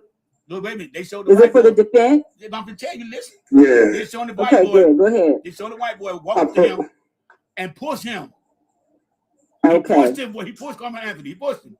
Carmelo Anthony didn't do nothing. Yeah. His brother came by. Another dude started trying to tag him. He pulled that thing out and hit him with it. Right? And they look scared like they ready to run now. But they showed it. They started it. They started it. Yes. Now white people mad at motherfucker now. Yeah, I know that they are. Because they were going to try to make because they've been trying to make Austin out to be this wonderful person when he was a bully. Him and his brother were bullies. Exactly. Yeah, he just beat up his daddy like a week before. See, and daddy's racist put his dad in the hospital. Did y'all hear daddy put speak? his dad in the hospital. Y'all hear their dad speak? He's racist as hell. Did y'all hear him speak? No. Of course he's racist. What did he say? He racist. He called this black woman. He called a black woman an N word with the hard ER at the end, and Just say the hard R. all of that. Just say the hard R. We know hit it with the hard R. Okay, the hard R. Yeah. Okay. The hard R. Okay, see, that's fucked up there. But so basically, I seen it, dude. Go ahead, Goldie. No, I seen somebody today. They actually seen the video, and the way they described the video, Anthony should get off on everything. He is. I agree. He is. So, I agree. because me personally, I went and reposted the video because he said he actually seen the video, and the way the video, however everybody talking about it, it's not that way. Them boys jumped him. Right. He said them boys jumped him. What I just say, Goldie? I seen the video. 4 boys jumped him. I just showed you. I seen it. Yeah. Now all of a sudden, he say 4 boys jumped him. And the bottom line is, the video was up for like about that would never happen to you. Look, y'all. The video was up for about an hour. Yeah. Now they ain't up there no more. Oh, so you have it still, right? But you still have it, right? Be up there. No, I didn't download it. I seen it's gone off of yours too. No, I didn't download it. I went to my book. I said, because it had like about 200,000 views, so I said it's gonna be on a long time. And this was in an hour. Yeah. This was in an hour. Dang. That was gone. And they took it down right quick. They said it was down, yeah. TSR or TikTok or Facebook. I can't find it no more. And we try to search it, nothing pops up. Nothing pops up on it now. Okay. So you know what I'm saying, but the courts got it. The courts got them. Yeah. That's all that matters. You know what I'm saying? And so that is all that matters. Because I heard that somebody had a video. One of the kids had a video that they was trying to keep, and then they were trying to say, well, they don't. You know that they. Hello, every single child has a video camera on their phone, and you know that they were all having they were all filming. Right. They were filming every last drop of that mess, and then the kids are trying to hide their video recordings now. Because they don't want them to see the truth. Yeah, they don't want them to see the truth. But who are they scared of? Scared of them get bullied. I don't mean to cut nobody out, but yeah, we got 35 people in the room, and he only got 11K taps, y'all. Let's tap, y'all. Everybody in the chat, start tapping on the screen. You know what I'm saying? We appreciate it. Thank you. You know what I'm saying? If you got a tap, set that on. You know what I'm saying? That's my job. Bless the host. Also bless the host all at the same time. And also, y'all bless the panel too. Let the panel get a little bit something too, y'all. They up here and they speaking facts with y'all. So y'all, yeah. And I appreciate all the gifts too, y'all. Love you. And another thing too, y'all, is that thank you for doing my job, Goldie. I appreciate it. Because I was gonna do it myself.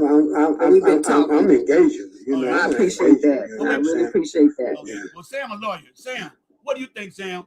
Did you see see a lawyer? Did you watch that video, Sam? Did you get a chance to see it? I don't even know what you guys are talking about. Girl, that's the crazy thing. The Carmelo Anthony. We're talking about the Carmelo Anthony trial, girl. And we're not talking about that happened with Carmelo Anthony. No, I know it's not the basketball player. It's that little boy. He was like a little boy. The track, on the tracks at the track meet. Yeah, they fucked him first. They fucked him first. Did that happen like 2 years ago or something? About a year. Last year? Like last year. Yeah, I haven't been following the trial at all. I have no clue what you guys are talking about. Oh, Anthony Maddie. Carmelo. Maddie, just a quick note. Have you ever noticed, if you ever look at a video of a fight or anything that's going on, and there will be like one white person coming at a black person or many black people and just be acting a fool, and the white people behind them are just smiling and giggling. But the minute they start whooping that ass, then the black people are all screwed up for beating them up. Why didn't you get that dude before it got to that point?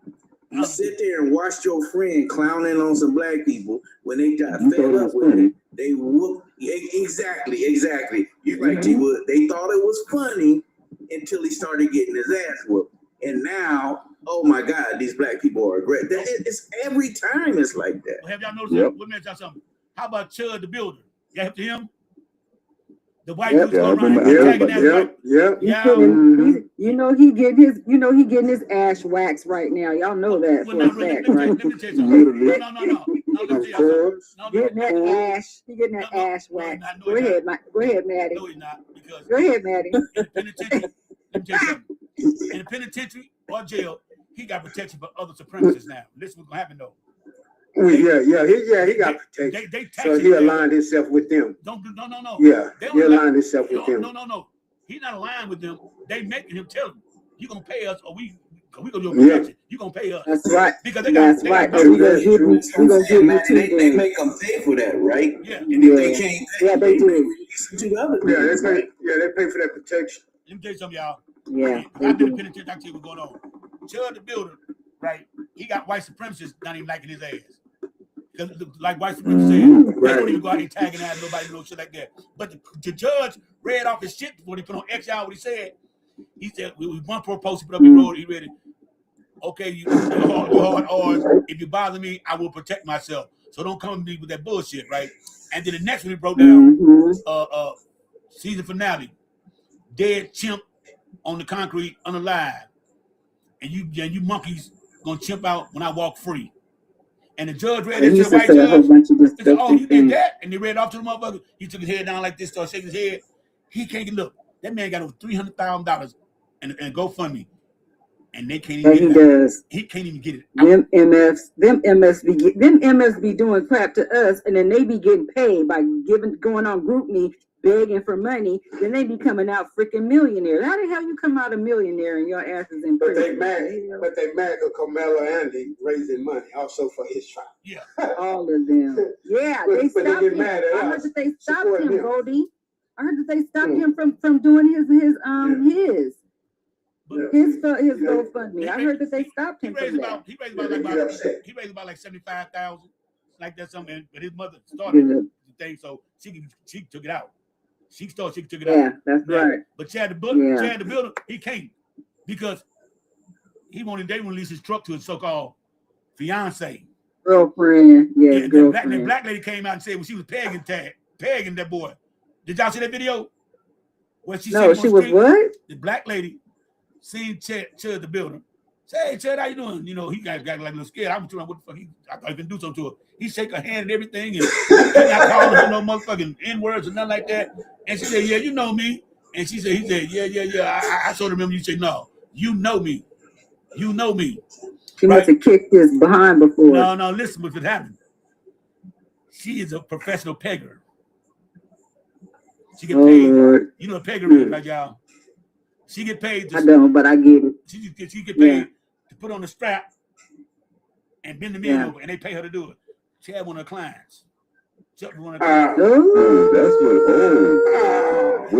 he hates black people so much, y'all. He hates black people so much that he has to go get with one. You know what I'm saying? You know they're so obsessed with us.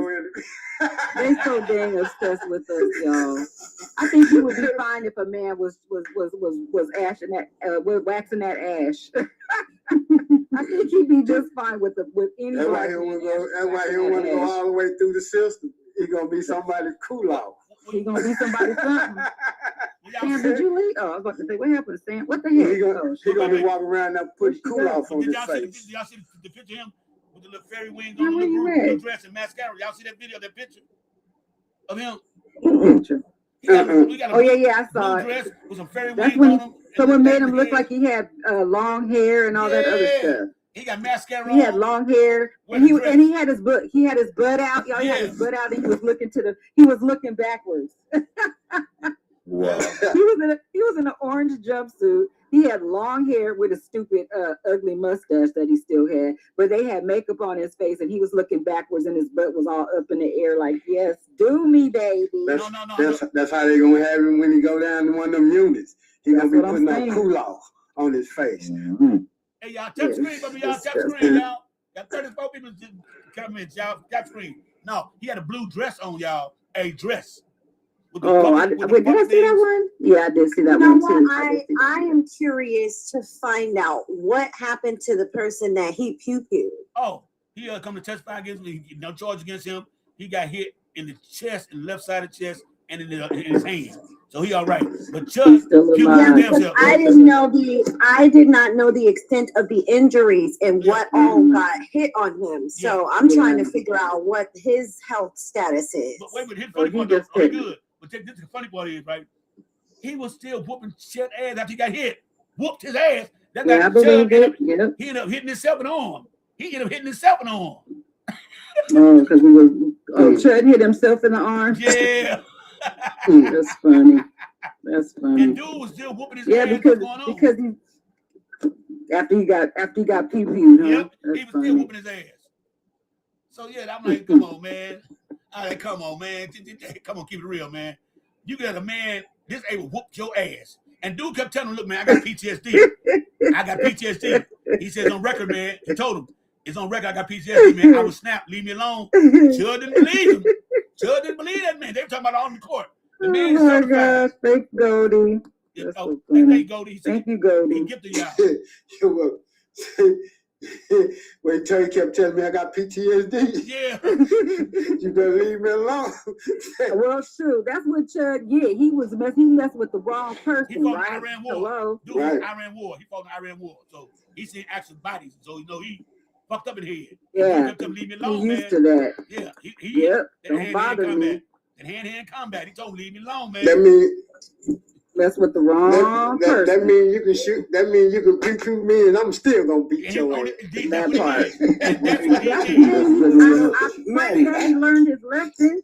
You know he ain't gonna go in jail and start talking crap about black people in Oh, jail, no. he get his Oh, behind. no, So he it's even in jail. No, and you know what? People like that are usually he's not white supremacist enough for them groups. Yeah, he's I'm telling you, because people just like somebody who repeatedly just talks about gay people, just for no damn reason whatsoever. Just to talk about They it. usually, exactly. They usually got some hidden shit in their closet. And he got paid. And same with black woman. exactly. And that's what I'm talking about. Hating black people, getting pegged by them. Okay. Just learned about peg today. Is that your phone ringing, Maddie? The hell? Who phone ain't my phone? Oh, that's not mine. Whose phone is ringing in the background like that? Goodness gracious. It was ringing hard too. You would have thought somebody was getting hooked up or something. You know what? It was my phone. It was my other phone. Sorry, y'all. I was like, who's getting hooked up in the background? Turn off the vibrator. I'm sorry, y'all. That was my other phone. I'm sorry. I had it beside my other one. I was wondering the hell. And that, so y'all, it wasn't buzzing making your face buzz or nothing like. But no. Then he has another phone. Now y'all I have another phone. I have actually three. Actually, I have three phones. So I got two and phones. And now I'm telling you what's gonna no, happen. I actually have three. So, but I'm telling you what's gonna happen, y'all. And, that kind of jail different penitentiary. Now when they get to the penitentiary, he gonna meet some for real motherfuckers. I can't say it right, but I want to say some real nationalists for real. He gonna figure out. He gonna blow on them. He gonna figure it out because what they gonna tell him to do. Yeah, he gonna figure out that he's not as great as he thought he was. He gonna start. What they gonna happen, y'all? This gonna happen. You come and think you hard. You want to be part of this here.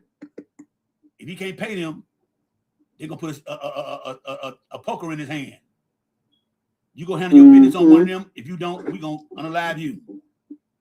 That's what's gonna happen. That's what's gonna happen. I've been penitentiary. I did 12 years. Y'all know that. He'll probably be like, that's okay. I'd rather go over there with the black dude. No. What's gonna happen is that when he don't do that, he immediately going to the CO, tell him he can't be on his yard, moving to protective custody. That's what's gonna happen. He looking at 65 years, y'all. Y'all know that 65 years. I hope that he goes into what's that called? When you're by yourself, solitary. I hope he goes into solitary for the rest of his entire time. He don't need to be around nobody. Period. 1 hour a day for outside, get a little fresh air. That's it. Let me tell you something. Do you believe in reform? Yeah, I do. I'm reformed. I've been in cell for 9 years. You believe in reform? Let me tell you. Okay. I was in the motherfucker not solitary. I was in cell by myself for 9 years. Why? Because you had your own cell. Yes, because I poked 2 of my cellies. Poked 2 of them. So they said I can't have no cellie ever, right? That was the goal. That was the goal. Okay? Oh, so you wouldn't have a cellmate, so you could be by yourself and then be messing with nobody, be messing with you. But it was cool, but at the same time, though, it does have an effect on you.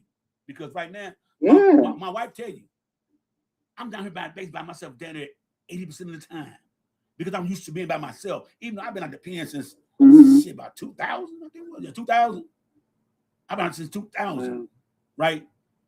And I still had an effect because I'm so used to being by my damn self. And so it still does have an effect on you, but it's not like being in jail. Because you don't want to be around a bunch of bullshit. I mean, I wasn't on no PC. I was on the main line. Drama. Yeah, I was on the main line. So when y'all recalling that shit here, I go to myself by my motherfucking self. I can sit down, fart, go around the motherfucker naked if I want to and shit. Watch what I want to watch on my TV. I gotta share my food with a motherfucker. Because when you're in jail with somebody, it's just natural. You get a cellie, you know he ain't got shit. You know what I'm saying? You give him deodorant, some lotion, you give him the food to eat and shit. Then of course you ain't got nobody out there. But after a while, that shit gets old. It's like, nigga, you pimping me. Okay? And Maddie. Yeah. Maddie, you were absolutely right how it affects you being by yourself like that.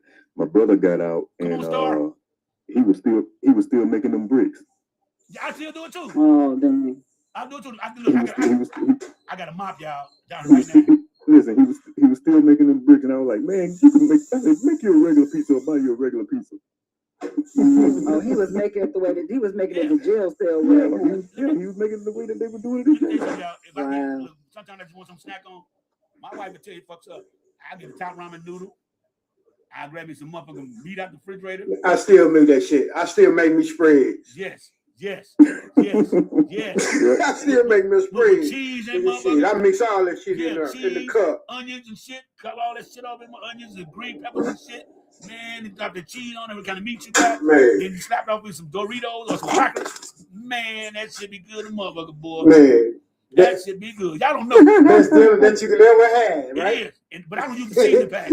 I don't use the seasoning packs. That you ever had. It's too much salt in seasoning packs. So I just use my own shit. I'm going to put it there every now and then, right? And what's crazy is that my grandkids eat shit with me sometimes. Your grandkids be right. Yeah, I mean, okay, everybody been to jail. I use the cups. Yep. Look, and there's something else I get off to too, y'all. When I first got out the pen, I was so used to cutting shit with a razor blade. I broke up a razor at home on the streets and cut my damn shit with a razor because I was so used to doing. I had to hold up, nigga. You ain't in jail no more. Hold up, I had to retrain myself. It's just certain things. You have to change your mindset. Yeah, you got to change your mindset. You have to because it fucks with you, and just not even just being by yourself, just being around every crime that you could think of that has ever happened. You're going to see in the penitentiary these dudes who committed these crimes. You're going to see every crime that ever committed. You will see this. I started out at level 4. That's how you can go in California. I never made it to Pelican Bay, but I made it to Mother New Folsom, Corcoran. What is that? You was all over the place. Yeah, I spent my time. You said you went to Donovan. You said you went to Donovan. I heard you say that before. I started off in Donovan. Yeah. Lancaster. That's in El Cajon. Isn't that in El Cajon? Well, Donovan, right there, El Centro, right there by the border. Yeah. By the border. Yeah. Imperial Valley. Imperial. Yeah. Oh, it's going south. Okay. So yeah, like Ralph said, he's been incarcerated. I know Goldie's been incarcerated now. Black Seas, you ever been incarcerated? He ain't even on yet. What about you, Ralph? Ralph, what do you do? He's on mute. Hey, Ralph. Hey, Ralph. Do you make a spread still sometimes? I make a spread. Man, I'll make a spread in a minute. How about you, Ralph? No. I ain't do hard time. I ain't do hard time. I was just counting. I was just blessed enough to be able to have a good lawyer and get out. Yeah. But no, I ain't made no spread. No, How long were you in county for? Ralph, how long were you in county for? Like a few months, but you know what I mean. But you know what I mean. It was just some shit that I was doing. I was just a violent ass motherfucker. But I was just blessed to beat a lot of shit. Some shit should have set me up the road, but I ain't make it. I ain't make it. I thank God for it. Hey, Star. How you doing, Star? Right. How you doing, Star? You got a little star for y'all. Hey, Star. Hey, Star. You been in jail, Star? I've been to jail. Oh shit. Yep. Oh shit. Do tell. I'm like, hold on. I'm like Ralph. I only went to county, but they listen. Yeah. They made an example of my ass. They gave me 60 days, so so I had to do that 30. Man, and I had accents. Ain't nothing wrong with that. Ain't nothing wrong with that. Now, Star, did y'all eat spread? Did y'all eat spread of wops? Did y'all eat that? Yeah. And we made the pizza. Yeah. And we made the pizza. Goldie, I think that's you. Can you mute up, Goldie? I think you got background noise, sir. What I was gonna say was, when you say you're in there with people that you look at a woman and you're like, you did what? Yeah. Right. But you guys know the mayor Barry? Yeah. DC?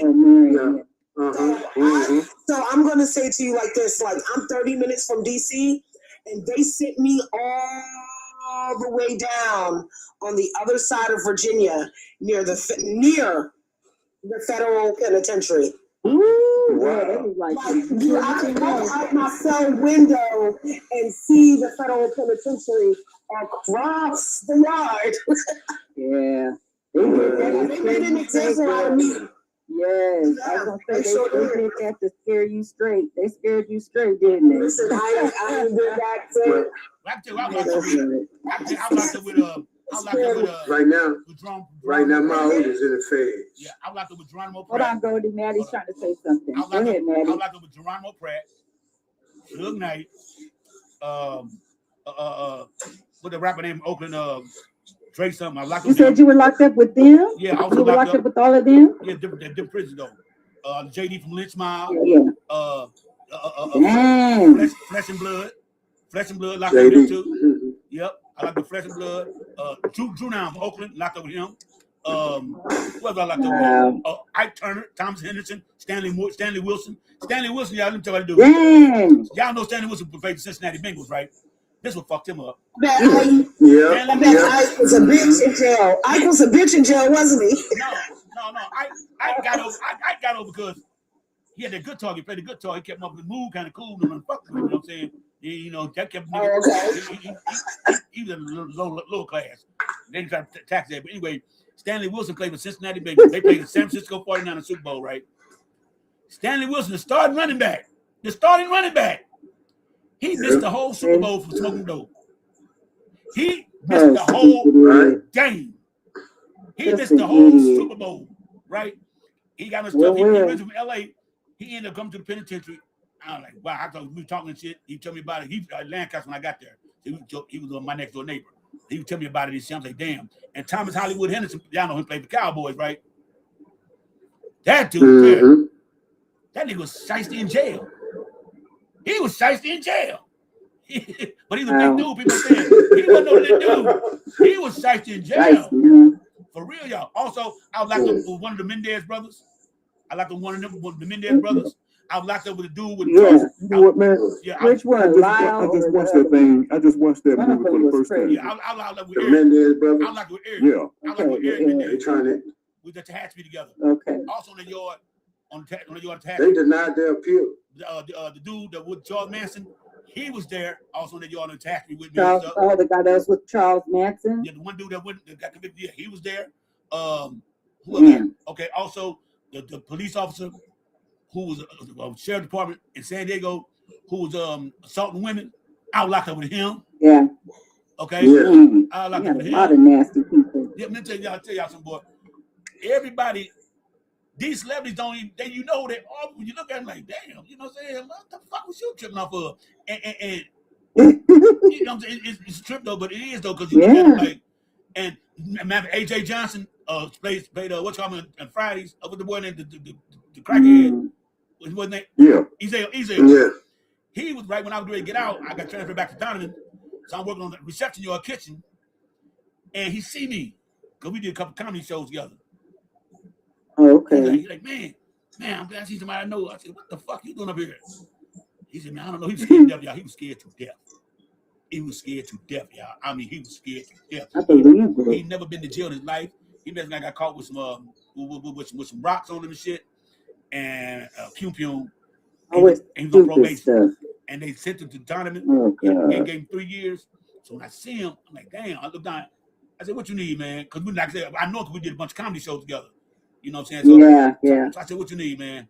And also Alex Thomas did shows with her too. Anyway, so I said, what you need? He said, man, I don't know, man. I don't know what I need. I'm like, fuck you, man, you don't know what you need. I said, what did you want then?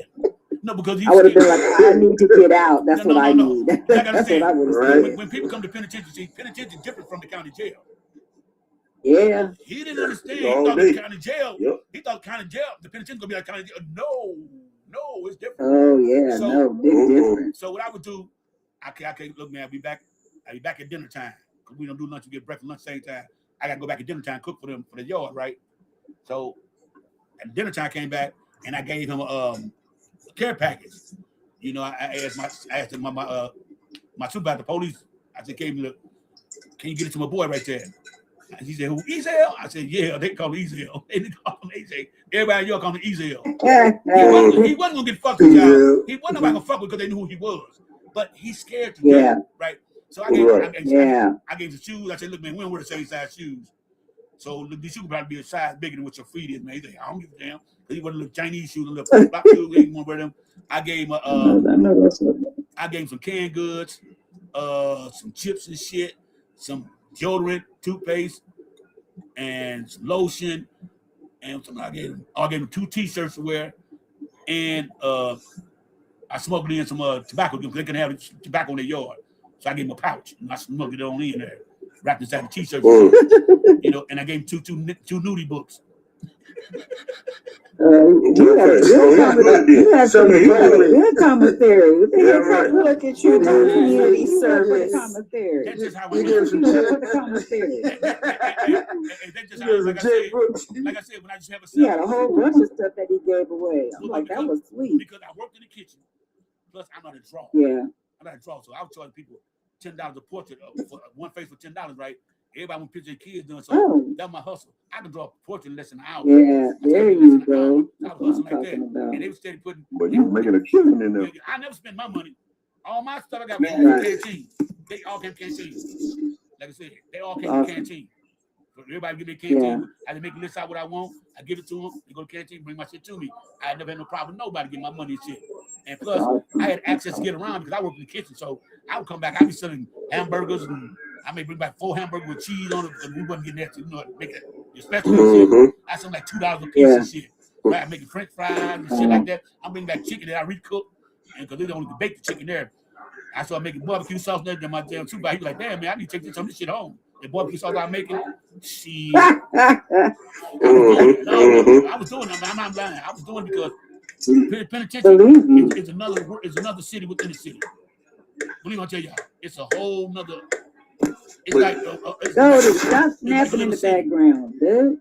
The hell? The penitentiary is another city. But you know what, Maddie? Yeah. You know what has to happen is if for some reason I see how you take care of the brothers in prison, and I see how you were there for a stable pillar. So if anything happened to me and I have to head that way, I'm gonna have to go ahead and say it was me and Maddie. It was us. That was a good one. I was gonna say, but if somebody else is gonna take it with you, then you said I'm gonna take it with you. My oldest in the feds right now. Damn. So, how much you looking at? How many months you give them?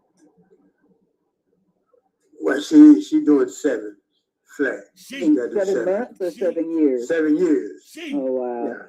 Yeah, she his daughter. Wait. She do like my sister. Daughter. She do like my sister did. Then I said my sister did. Y'all listen to this. 3 people. All of them rockheads, rock stars, all 3 of them. They robbed the bank. Listen. They get away with $60,000. They in a car. They go a half block down the street and turn and park on the corner of another street. 3 of them, y'all, and they got $60,000. They trying to figure out 60. Okay. They arguing on how to divide 60,000 between 3 people. That's how they get caught in the car arguing. Oh my God! 2, 4, 6. You get 20,000 a piece. No.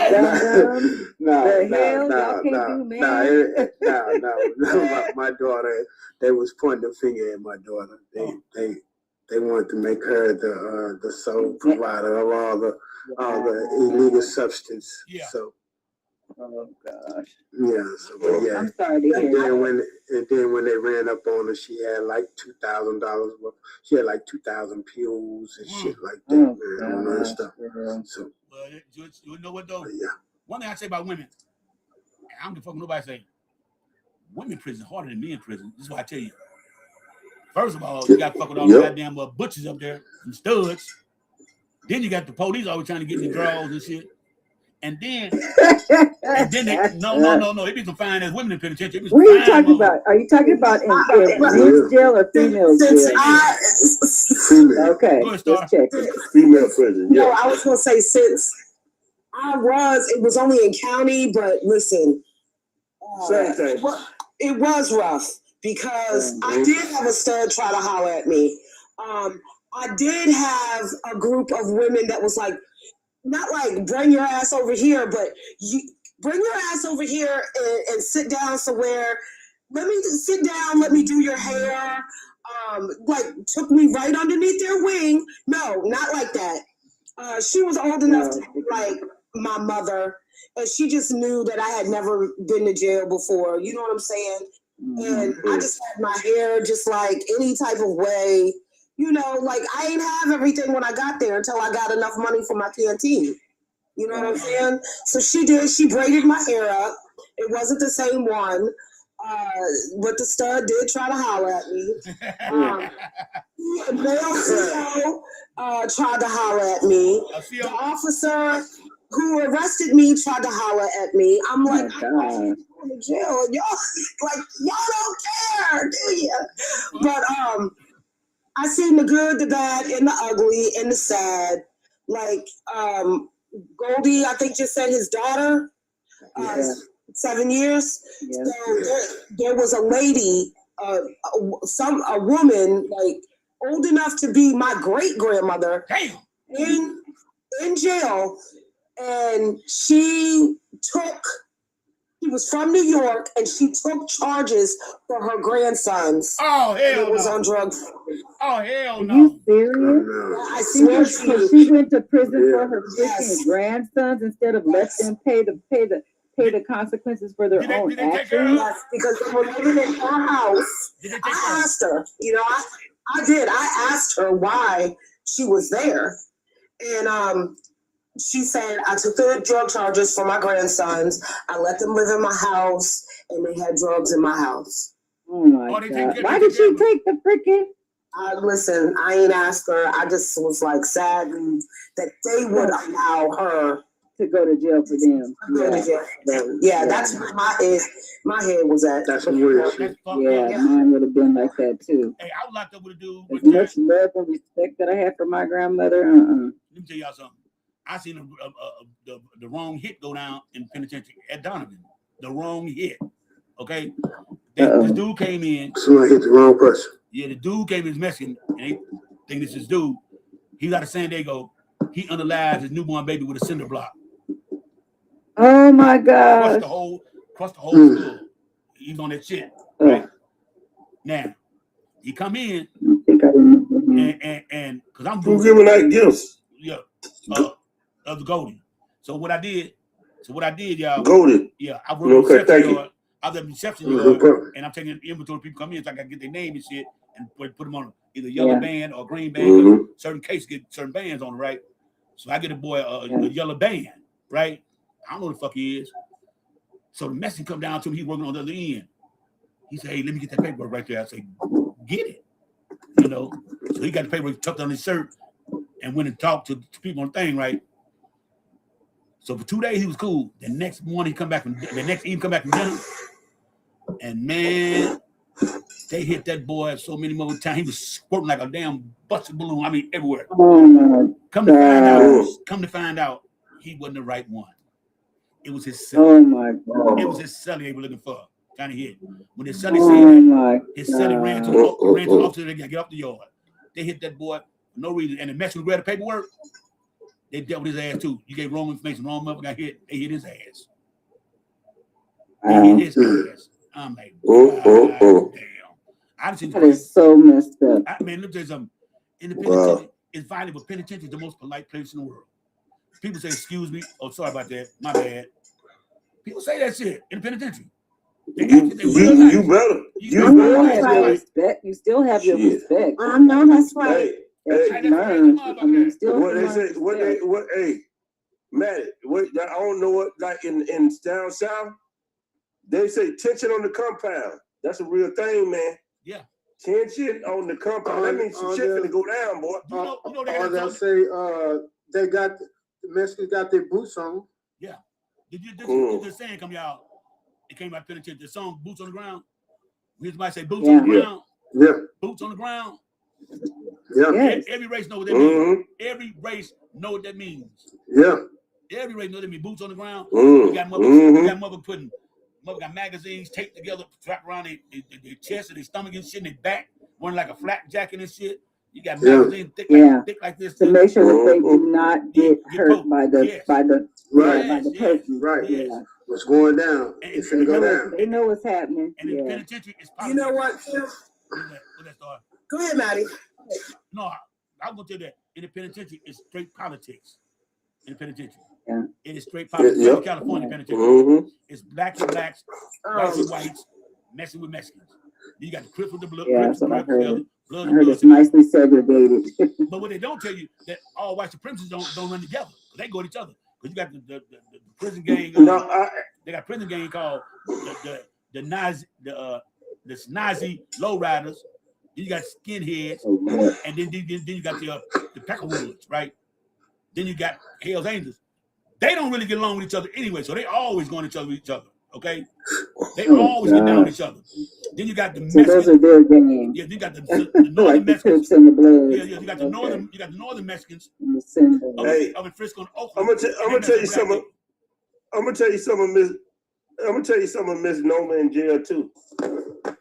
The police is the police to everybody that's locked up. White, black, Mexican, that's the goddamn police. Now they do have cliques in jail, but at the same time, we see them motherfuckers at the enemy. And that's what it is. That's the police, man. Yeah. Shit. They all of them ain't bad though. Because some of them give away coochie to inmates. Was I one of them? Yeah, of course. Of course. My last and I had to, put in a request. My last week there, I had to put in a request form to be transported back north because I was in the southern part of Virginia, and I'm still the southern part, but I'm closer to DC.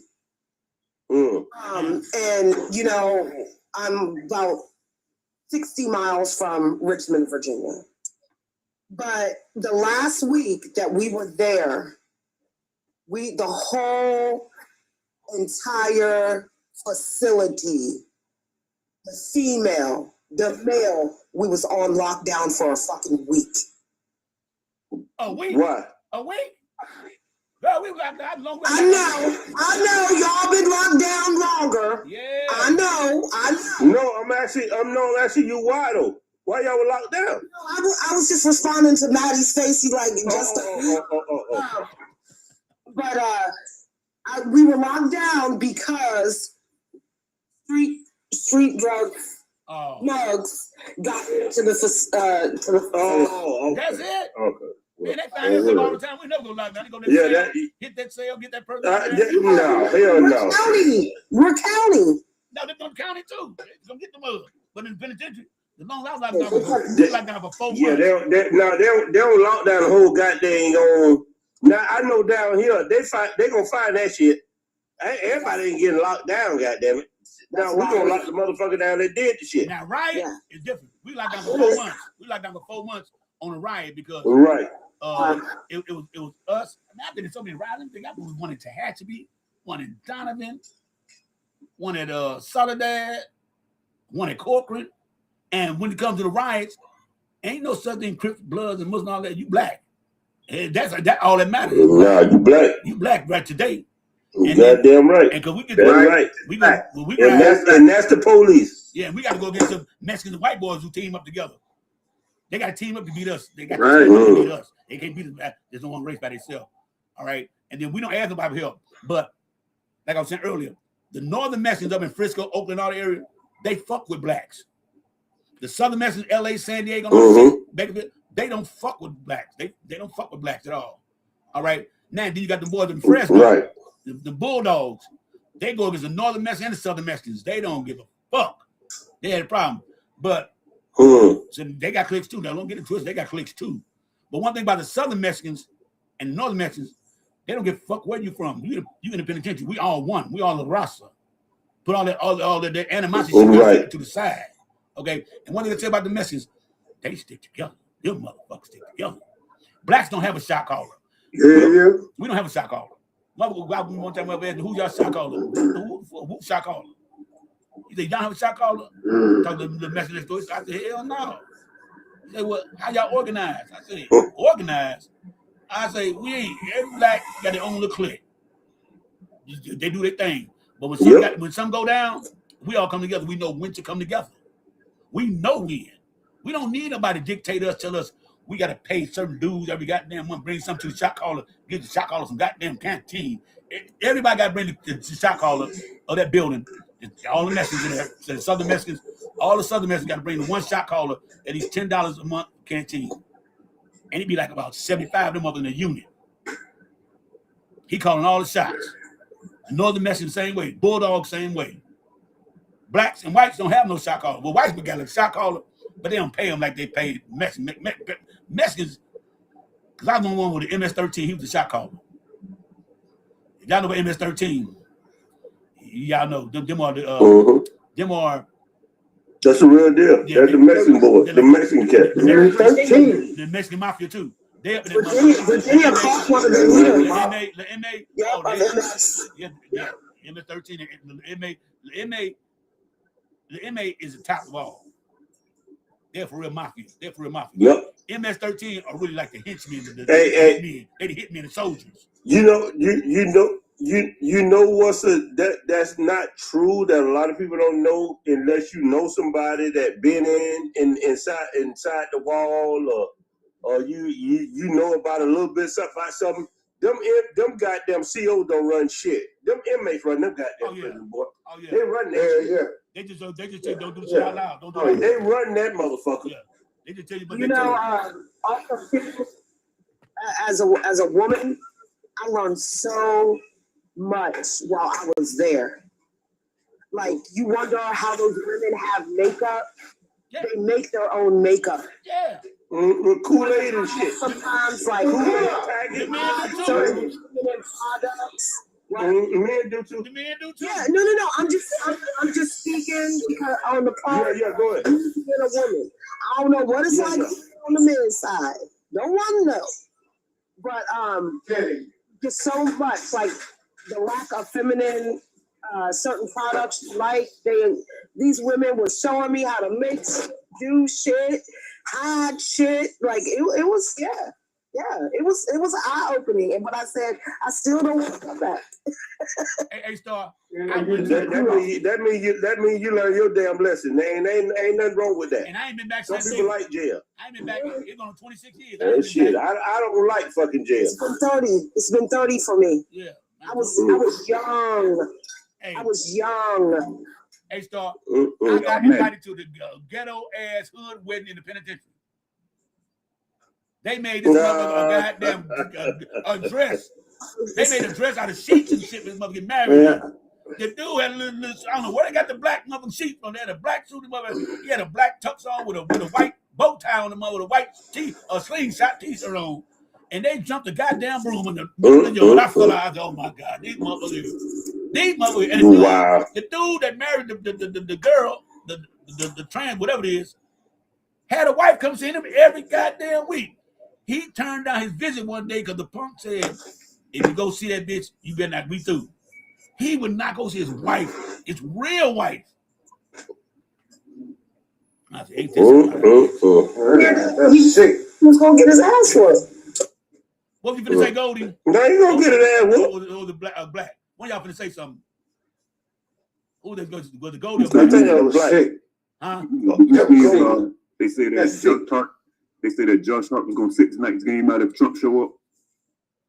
Who's saying that? Trump don't show up. He says if Trump show up, say he is not playing tonight because they had an ongoing feud already. Who's that? Josh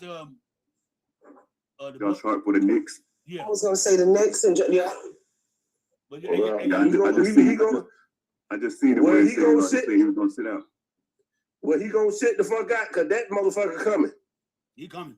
But you know what, man? I think it's bad that all them people that was going to be doing the outside viewing, and that's messed up for them. Now they done shut all that down. Yeah, the watch party. On the big screen, they shut all that down. They shut all that. Told people got to get at least 2 hours earlier because they'll have certain streets blocked off for caravan for the president. Yeah, they got to get the game 2 o'clock. No, they told 2 hours. Hey, they told Stephen A. Smith that after he get off his radio show that he was going to go straight to the Madison Square Garden. And he got off at 3.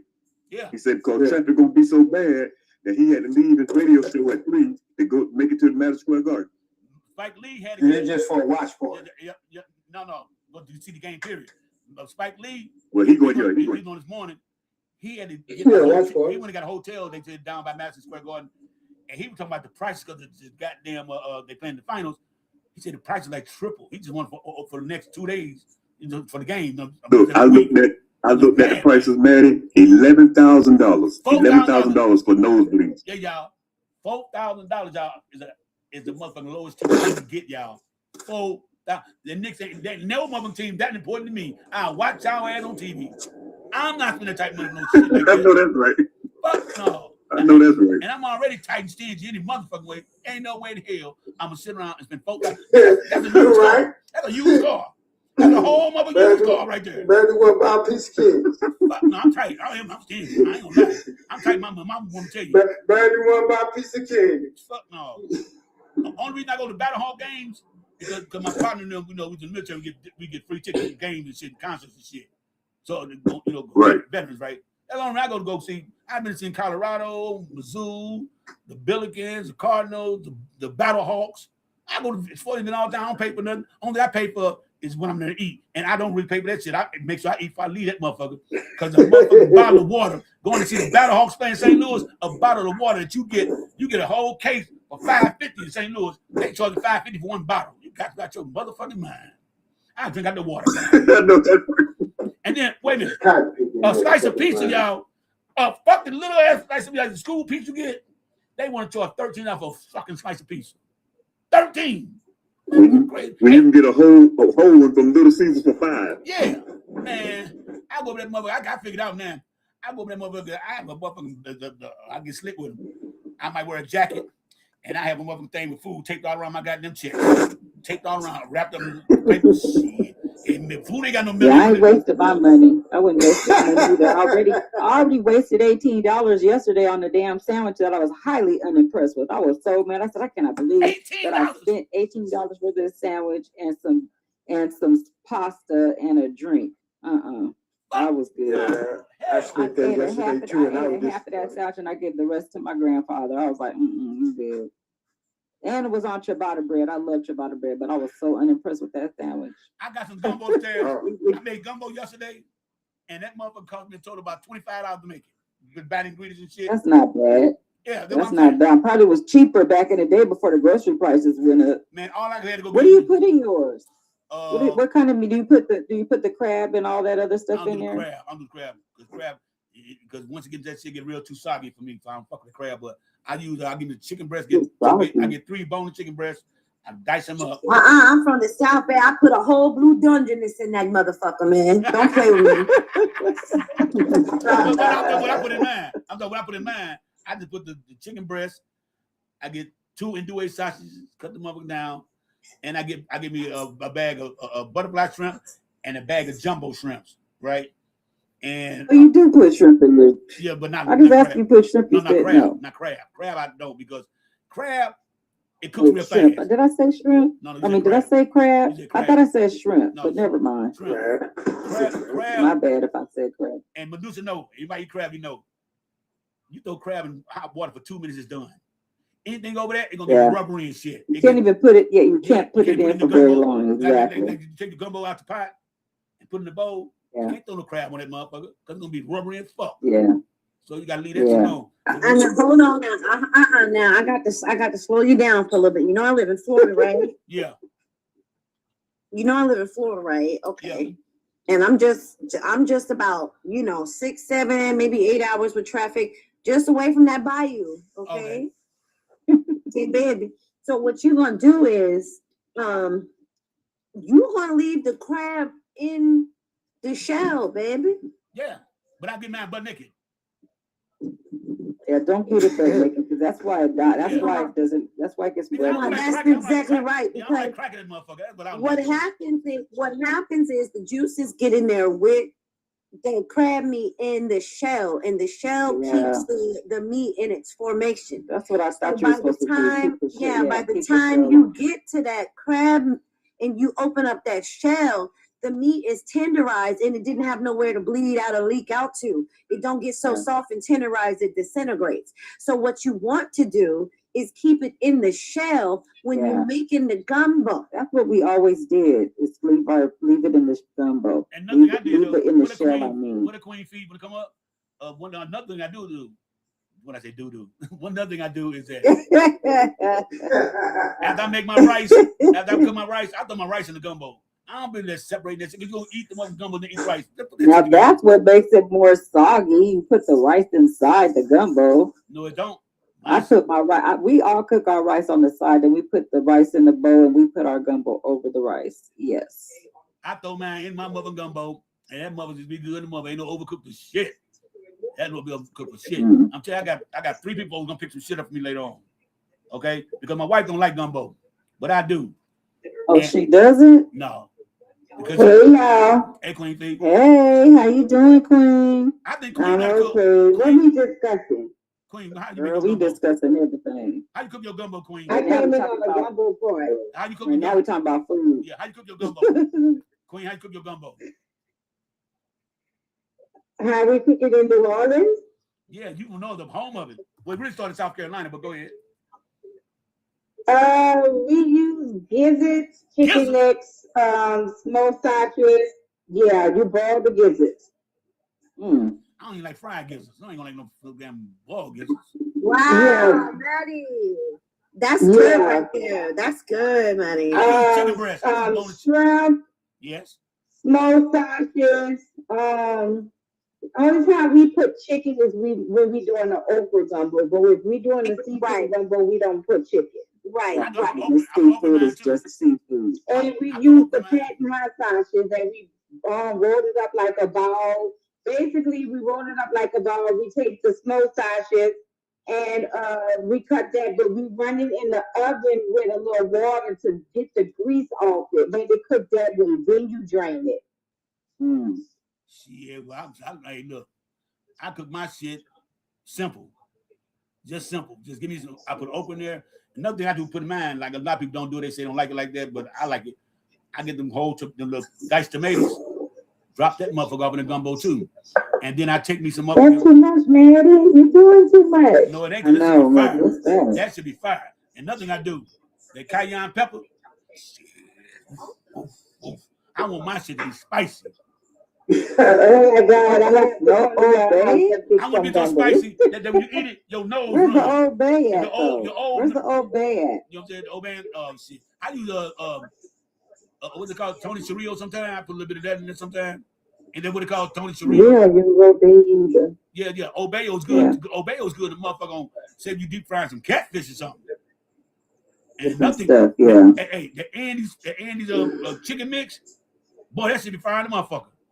That should be fire. I ain't gonna lie. Y'all eat that Andy's, that little orange bag? Y'all ain't never heard of that? God damn. You ain't gonna get me to lie. No. Man, no. I like to cook. You know what I'm saying? Like I say, this gumbo, I think I made too much. I think I made too much yesterday. But I ate like about 7 bowls, about 3 of them a day. About 4 yesterday. Do you make your roux from scratch, Maddie? Yes, I do. That's what I do. I take my chicken breast, put it in that first, cook it, make it get a little brown, get all the grease off of it, take them up out, throw them to the side, put them in the bowl or whatever it is. Then I take them up sausage and let them up cook in that motherfucker and get that little browning going in that motherfucker too. Then I take my little flour, dop that all of it because I already got the grease in there from the food, from the meat. And let me tell you something. That's the only thing I hate about gumbo. Because you want them to be real chocolate. Them 25 minutes, your arm will be tired. We got to switch up, got to keep moving. Oh my God, you got to be clutching my pearls. I ain't lying. Y'all know that bass. You got to keep moving that mother. Y'all know what I'm talking about. Keep moving that shit on those. Okay, you talking about the roux. No, you talking about the roux, and you don't got to do all that. You just lazy a little bit. No. Yeah. Hey, man, I appreciate you having me up, man. I'm gonna drop down. I gotta go to the store and stuff. I'll drop you down, son. Okay, have the right amount of butter. You gotta have the right amount of butter. Bring Lena up. Come on up, Lena. What's your do you say what now? Where is Lena? Come on up, Lena. See down there. No, we're just talking about the roux. You know, it shouldn't be that hard if you got the right amount of butter on there. Well, you know, it should just smooth and glad you shouldn't need the whisk. You gotta just use a fork. You know, you can just stir it up real good like that. What I use though is like I want mine that had that deep like Hershey bar chocolate looking. I like that dark color. You know what I'm saying? You want to know my like secret? It darker. You want to know my secret for that? What's that? You gotta burn the flour a little bit with the butter. That's what I do. But I have to constantly move mine because one time I'm making some gumbo. I call it rules. I call it base. I'm making that stuff one time and turn my head for like 2 seconds. I was about 30 seconds to get something off the table. That shit started sticking. I said, God, I fucked the whole thing. You know your ass and then I forgot the damn pan. That's what happened. You ain't supposed to walk away from the rules. That's the point. You gotta be focused on the rules. It really don't even take that long, Maddie. It doesn't. That's why you can't turn your head, your back on it. That fast. It doesn't look for 5 to 7 minutes. I left something. Seconds. It was 30 seconds. I told you 30 seconds. I come back with a box. Like, God damn it. I had to start all over. Ain't no damn focus back, Maddie. You forgot about that rule. No, I did. Got to go reach and get something. I had something forgot. Ran over to the Had to be. You wasn't supposed to walk away from it at all anyway. What I just said. You shouldn't have walked away from it. I didn't mean to, though. I didn't mean to because, you know, once you're cooking so much, you gotta do shit. You know what I'm talking about. You get the pattern, right? And I think what shit. Yes. I go to the refrigerator, grab the butter out, because there ain't no butter. Get the butter out of the motherfucker. Then I take the pan. And I went and got another pan and shit, right? And I go back to the stove, the pan was on fire. It was smoking. Like, God damn it, motherfucker. I had to start over. I was so motherfucking mad. And that's why I wish it was something that I wish you could buy the rules or there's some just in the store or something that poured in the pot. That's why I would say I can't find nothing like that. I wish I could. I wish I could find something like that. Because the rules are really nothing but gravy for real. That's all basically motherfucker is, gravy. You know what I'm saying? But man, I just hate that part. I got set up like this, back and forth. I hate that shit. Do they sell anything like that, y'all? You can just buy in the store for the rules. Yes, you can, but it ain't gonna taste the same. Now, here's what you do. Now, what you have to do is not even that. This is your lazy self. Okay, get you some water, some hot water, or some warm milk and flour, and you blend it up, make it smooth. Okay, like milky. Okay. Yeah. And then you put a little bit of your onion, maybe some chicken bouillon. Some beef bouillon or broth, whatever, right? Yeah. And then hold on, chicken stock, that's fine, beef stock, whatever. And then you gotta saute your onions up first, okay? Saute your onions up. Yeah. Whatever beef that you cooked in that pan, leave that. So when you saute your onions, you get the gristle from the fried meat up, okay? Yeah. And then you mix that in, and then you add like one tiny little drop, like literally 1 or 2 drops of liquid smoke. I do that. I do that too. And then you put it in there with your beef stock. Now, when you get that, and you get a little bit simmer, just a little bit of bubbly, then you add that flour, that milky flour stuff I just told you. Stir that up and then put in 1 tablespoon of cornstarch until it starts to get thick as much as you want it to. Okay, I use cornstarch. But nothing too. I do also. I put like a. The cornstarch is what's gonna make it that gravy texture. Yeah. But I also put a little bit of and that's how you can get around. That's how you can get around stirring and stirring and stirring, because the cornstarch gonna get in that hot broth and it's gonna immediately start to turn into gravy, and then you just stir it up. Wait a minute, do y'all put smoked paprika in y'all's? I'm very choosy about my smoked paprika because I feel like smoked paprika don't go on everything. No. You don't put a whole lot of it. Just a little, like liquid smoke. You just give it a little extra little boom to it. And then what fucked me up, when I see this girl one time I made gumbo, she asked me, did I have some goddamn oyster crackers? Okay. What? I like oyster crackers. Oyster crackers good. With a gumbo. They're good. In a gumbo. She didn't want the rice. She wanted the gumbo and put the oyster crackers in there. Oh no, I got to have the rice. I got to have the rice. And then, like here. Yeah, I'm with you. I got to have the rice too. How spicy it is. I'm gonna get you. I don't give a fuck how spicy it is. When I put this in the bowl, I put some more hot sauce on top of that motherfucker. I don't give a fuck how spicy it is. I got to have like hot, yeah. Yeah, no, well, that's the only thing I really spicy is the gumbo, because I like it like that. I used to just put the motherfucking hot sauce in the gumbo when I'm cooking it, making the broth and shit. I just put a half a bottle of that motherfucker been right then and there. Yeah, but you eating it by yourself. Medusa, do you put your rice inside? Y'all put my rice inside. What'd you say, Maddie? I only make gumbo. No, yeah, I was gonna ask Medusa if she does. You're not gonna burn the back of my mouth talking about a half a bottle. I know. I said he must be making it just for himself. He said his wife doesn't like gumbo. So. No, but I got kids, grandkids, and family members. They like gumbo. They eat it too with all that hot sauce in it. Oh, they mouth hot, fucking with your damn gumbo. Let me tell you something. I cook every Sunday. My family, they know I cook every fucking Sunday. I cook doing it the way They we come do, over and but they know I'm cooking. Oh, nice. They know I cook every fucking. See, food. that's the problem. You sitting up here burning everybody's mouth up. But they be like it too. They want some more. Look, I use this regular Louisiana hot sauce. It ain't that hot, but it get a kick. I like Louisiana. I like Louisiana too. Sometimes I'll put a drop right on the chicken and take a bite. Yeah. But I'm not gonna put a half a bottle in the damn combo, man. No. That's cool. I've had about because when I get done, they like to use sriracha sauce. That green shit. That shit'll burn your whole goddamn face. I like that too. I like that too. I like all that. I like all that. But what I'm saying, Maddie, you don't understand how spicy you are talking about making this goddamn combo. But my family like it spicy. They all like it spicy. That's how y'all eat it. Yeah. That's see, and here we thought we was sitting up here stressing Maddie out. He doing all this sweating because his food is hot. No, only he like it like that. No. That's only that really eat hot. The spicy is in my gumbo. You know, yeah. I might throw the hot sauce on my chicken and shit like that. But really, another I eat spicy because I make my little buffalo wings. You know what I'm saying? I cook them motherfuckers. When they get about almost done. I do my buffalo wings too, and I do mustard wings. What did you? Hey y'all, let me tell you what I found out. My wife brought on some olive oil, vinegar, Thousand Island seasoning. Yeah, I fucked around. I was high. It's like I'm a lot of events. I had my little thing going, my little salad already made, and I poured the motherfucking let me try this goddamn olive garden shit. I poured in that motherfucker right. And I'm tripping, I'm on the phone or something. I go get some fucking ranch dressing. Forgot I put the motherfucker already in the motherfucker. And I pour the ranch dressing in that motherfucker. And I start eating. I'm like, fuck ranch dressing start tasting like this for? What the fuck? But it shit was good. It was good the motherfucker though, y'all. So ever since then, I've been mixing vinegar, Thousand Island, the motherfucking ranch dressing on my salads now. I've been doing that shit, boy. And I don't know about y'all, I also put lemon pepper on my salads. Yeah, that's good. I put lemon pepper. Y'all do that? That's good. Oh, see now, Maddie,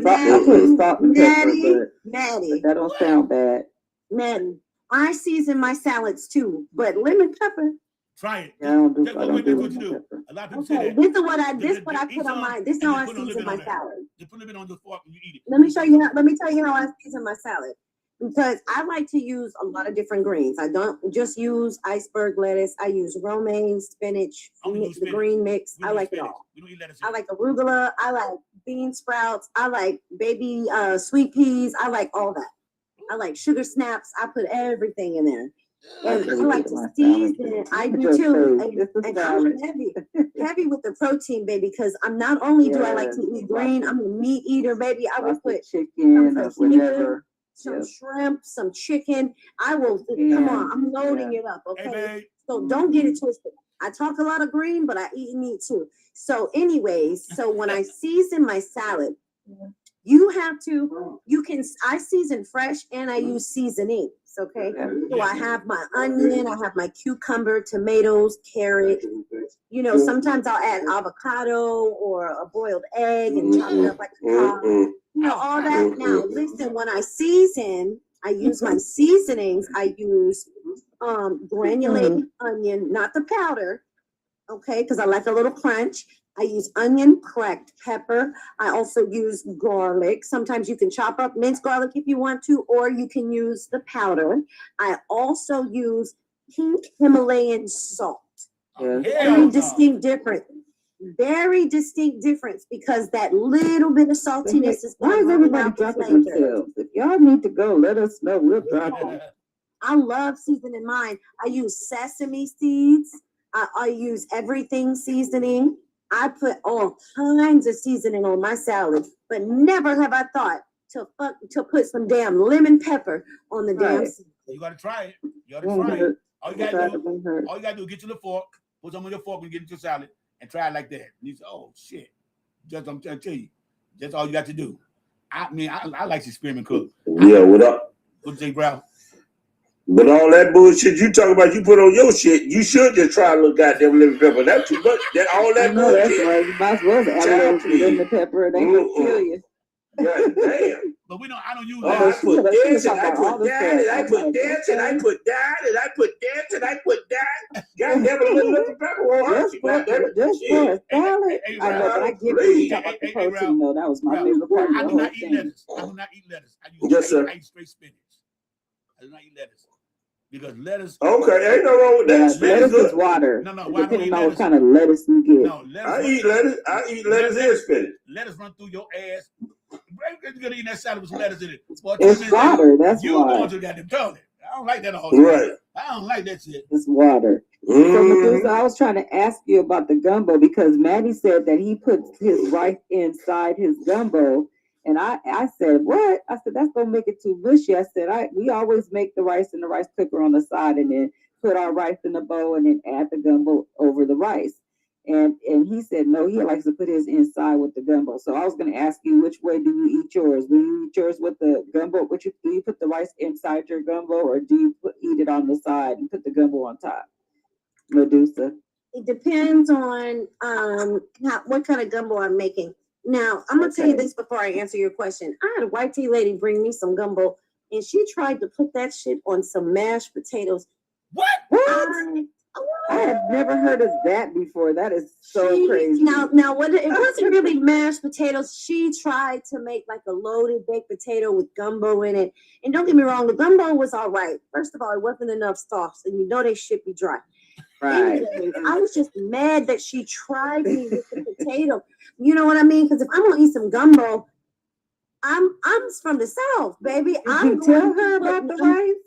Listen, she said she was doing it. She knew what she was doing. I trusted her. She betrayed me. I'm moving. I'm going to tell you how I like it now because like I said, I'm from the South. I was expecting gumbo in the bowl with the scoop of rice inside the middle of the bowl. So she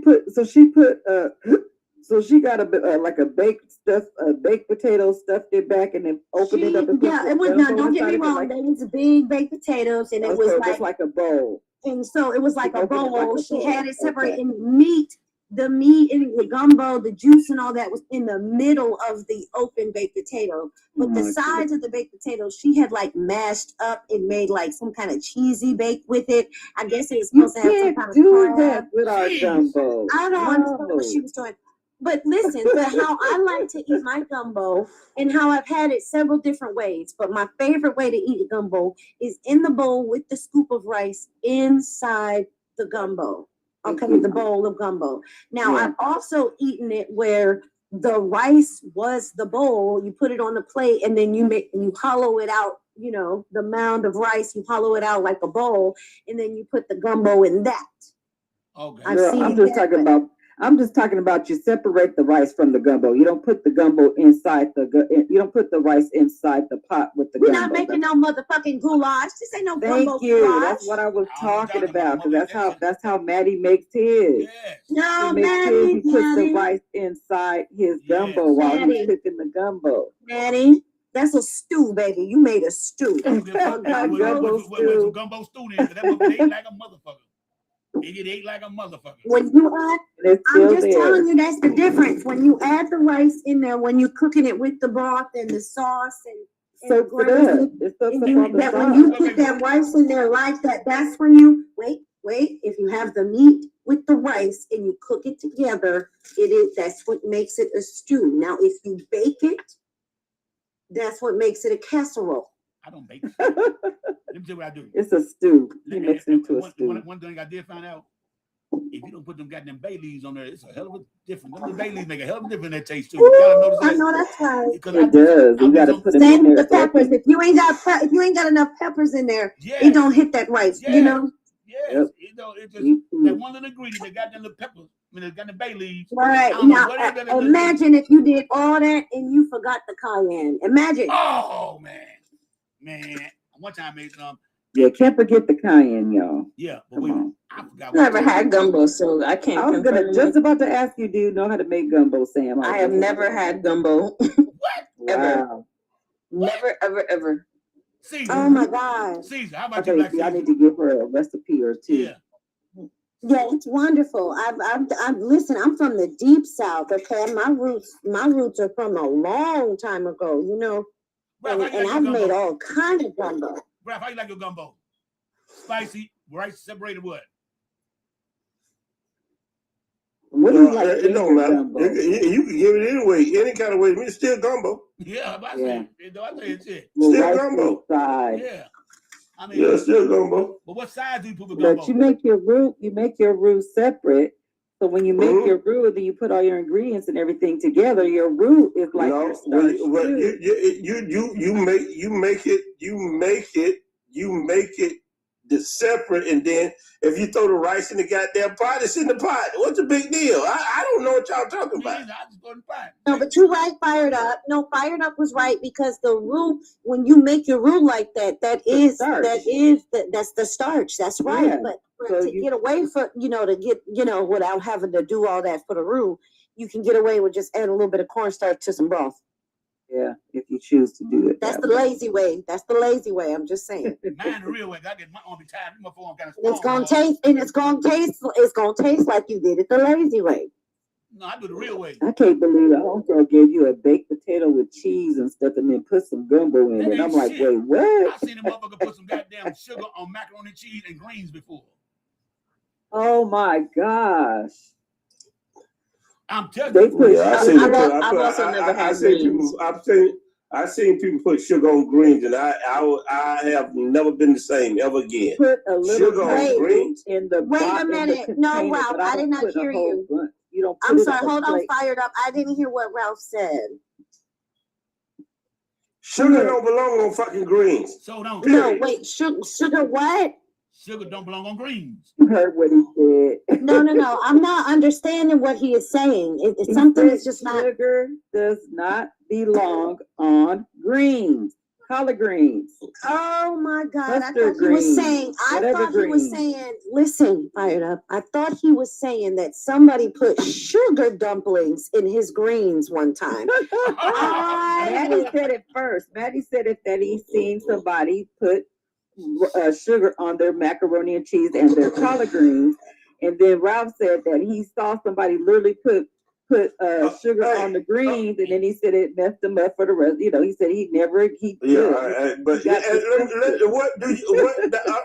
me ask y'all something. Y'all say y'all from the South, and you understand the South. What do you call rice and chicken made in the same pot?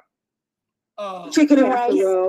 Chicken and rice. That is not called chicken and fucking rice.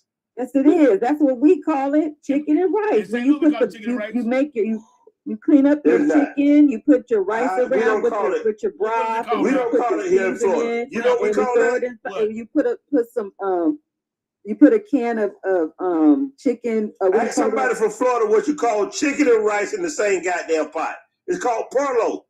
It ain't called no fucking chicken and rice. There ain't no goddamn chicken and rice. It's perlo. What is it called? Perlo. It's called perlo. Perlo. What's perlo? Perlo with chicken and rice. Chicken and rice. No, wait, no. He said, you mean pollo? No, yes. Wow. That's a mix. Called perlo. It's a mix. Hold on. Stop.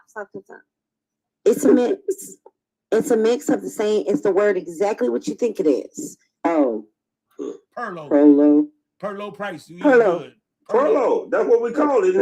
Now, hold on. You add okra in yours or what? I will because I like okra, but I don't. But yeah, now that's a good pot. To add okra, oh my goodness, that's eating. Okra back in the day. Now what I would do, that's eating. I use the Camel's cream of chicken, the Camel shit. Put that motherfucker there. Oh yeah, cream of chicken. Yeah. You can't put the Campbell's cream of chicken with the, and then you have to make sure you have your chicken. You gotta season that cream of chicken and all your rice and chicken. You put it out, then you bake it in the oven. That's the chicken and rice casserole. Wait, no. I've never made it in a pot. I've never made chicken and rice in a pot. Wait, now that's what I was getting ready to touch on. Now hold on a minute, because I don't necessarily go for the cream of chicken like that anymore. I do it the long way now because they say there's something wrong with the food, and you can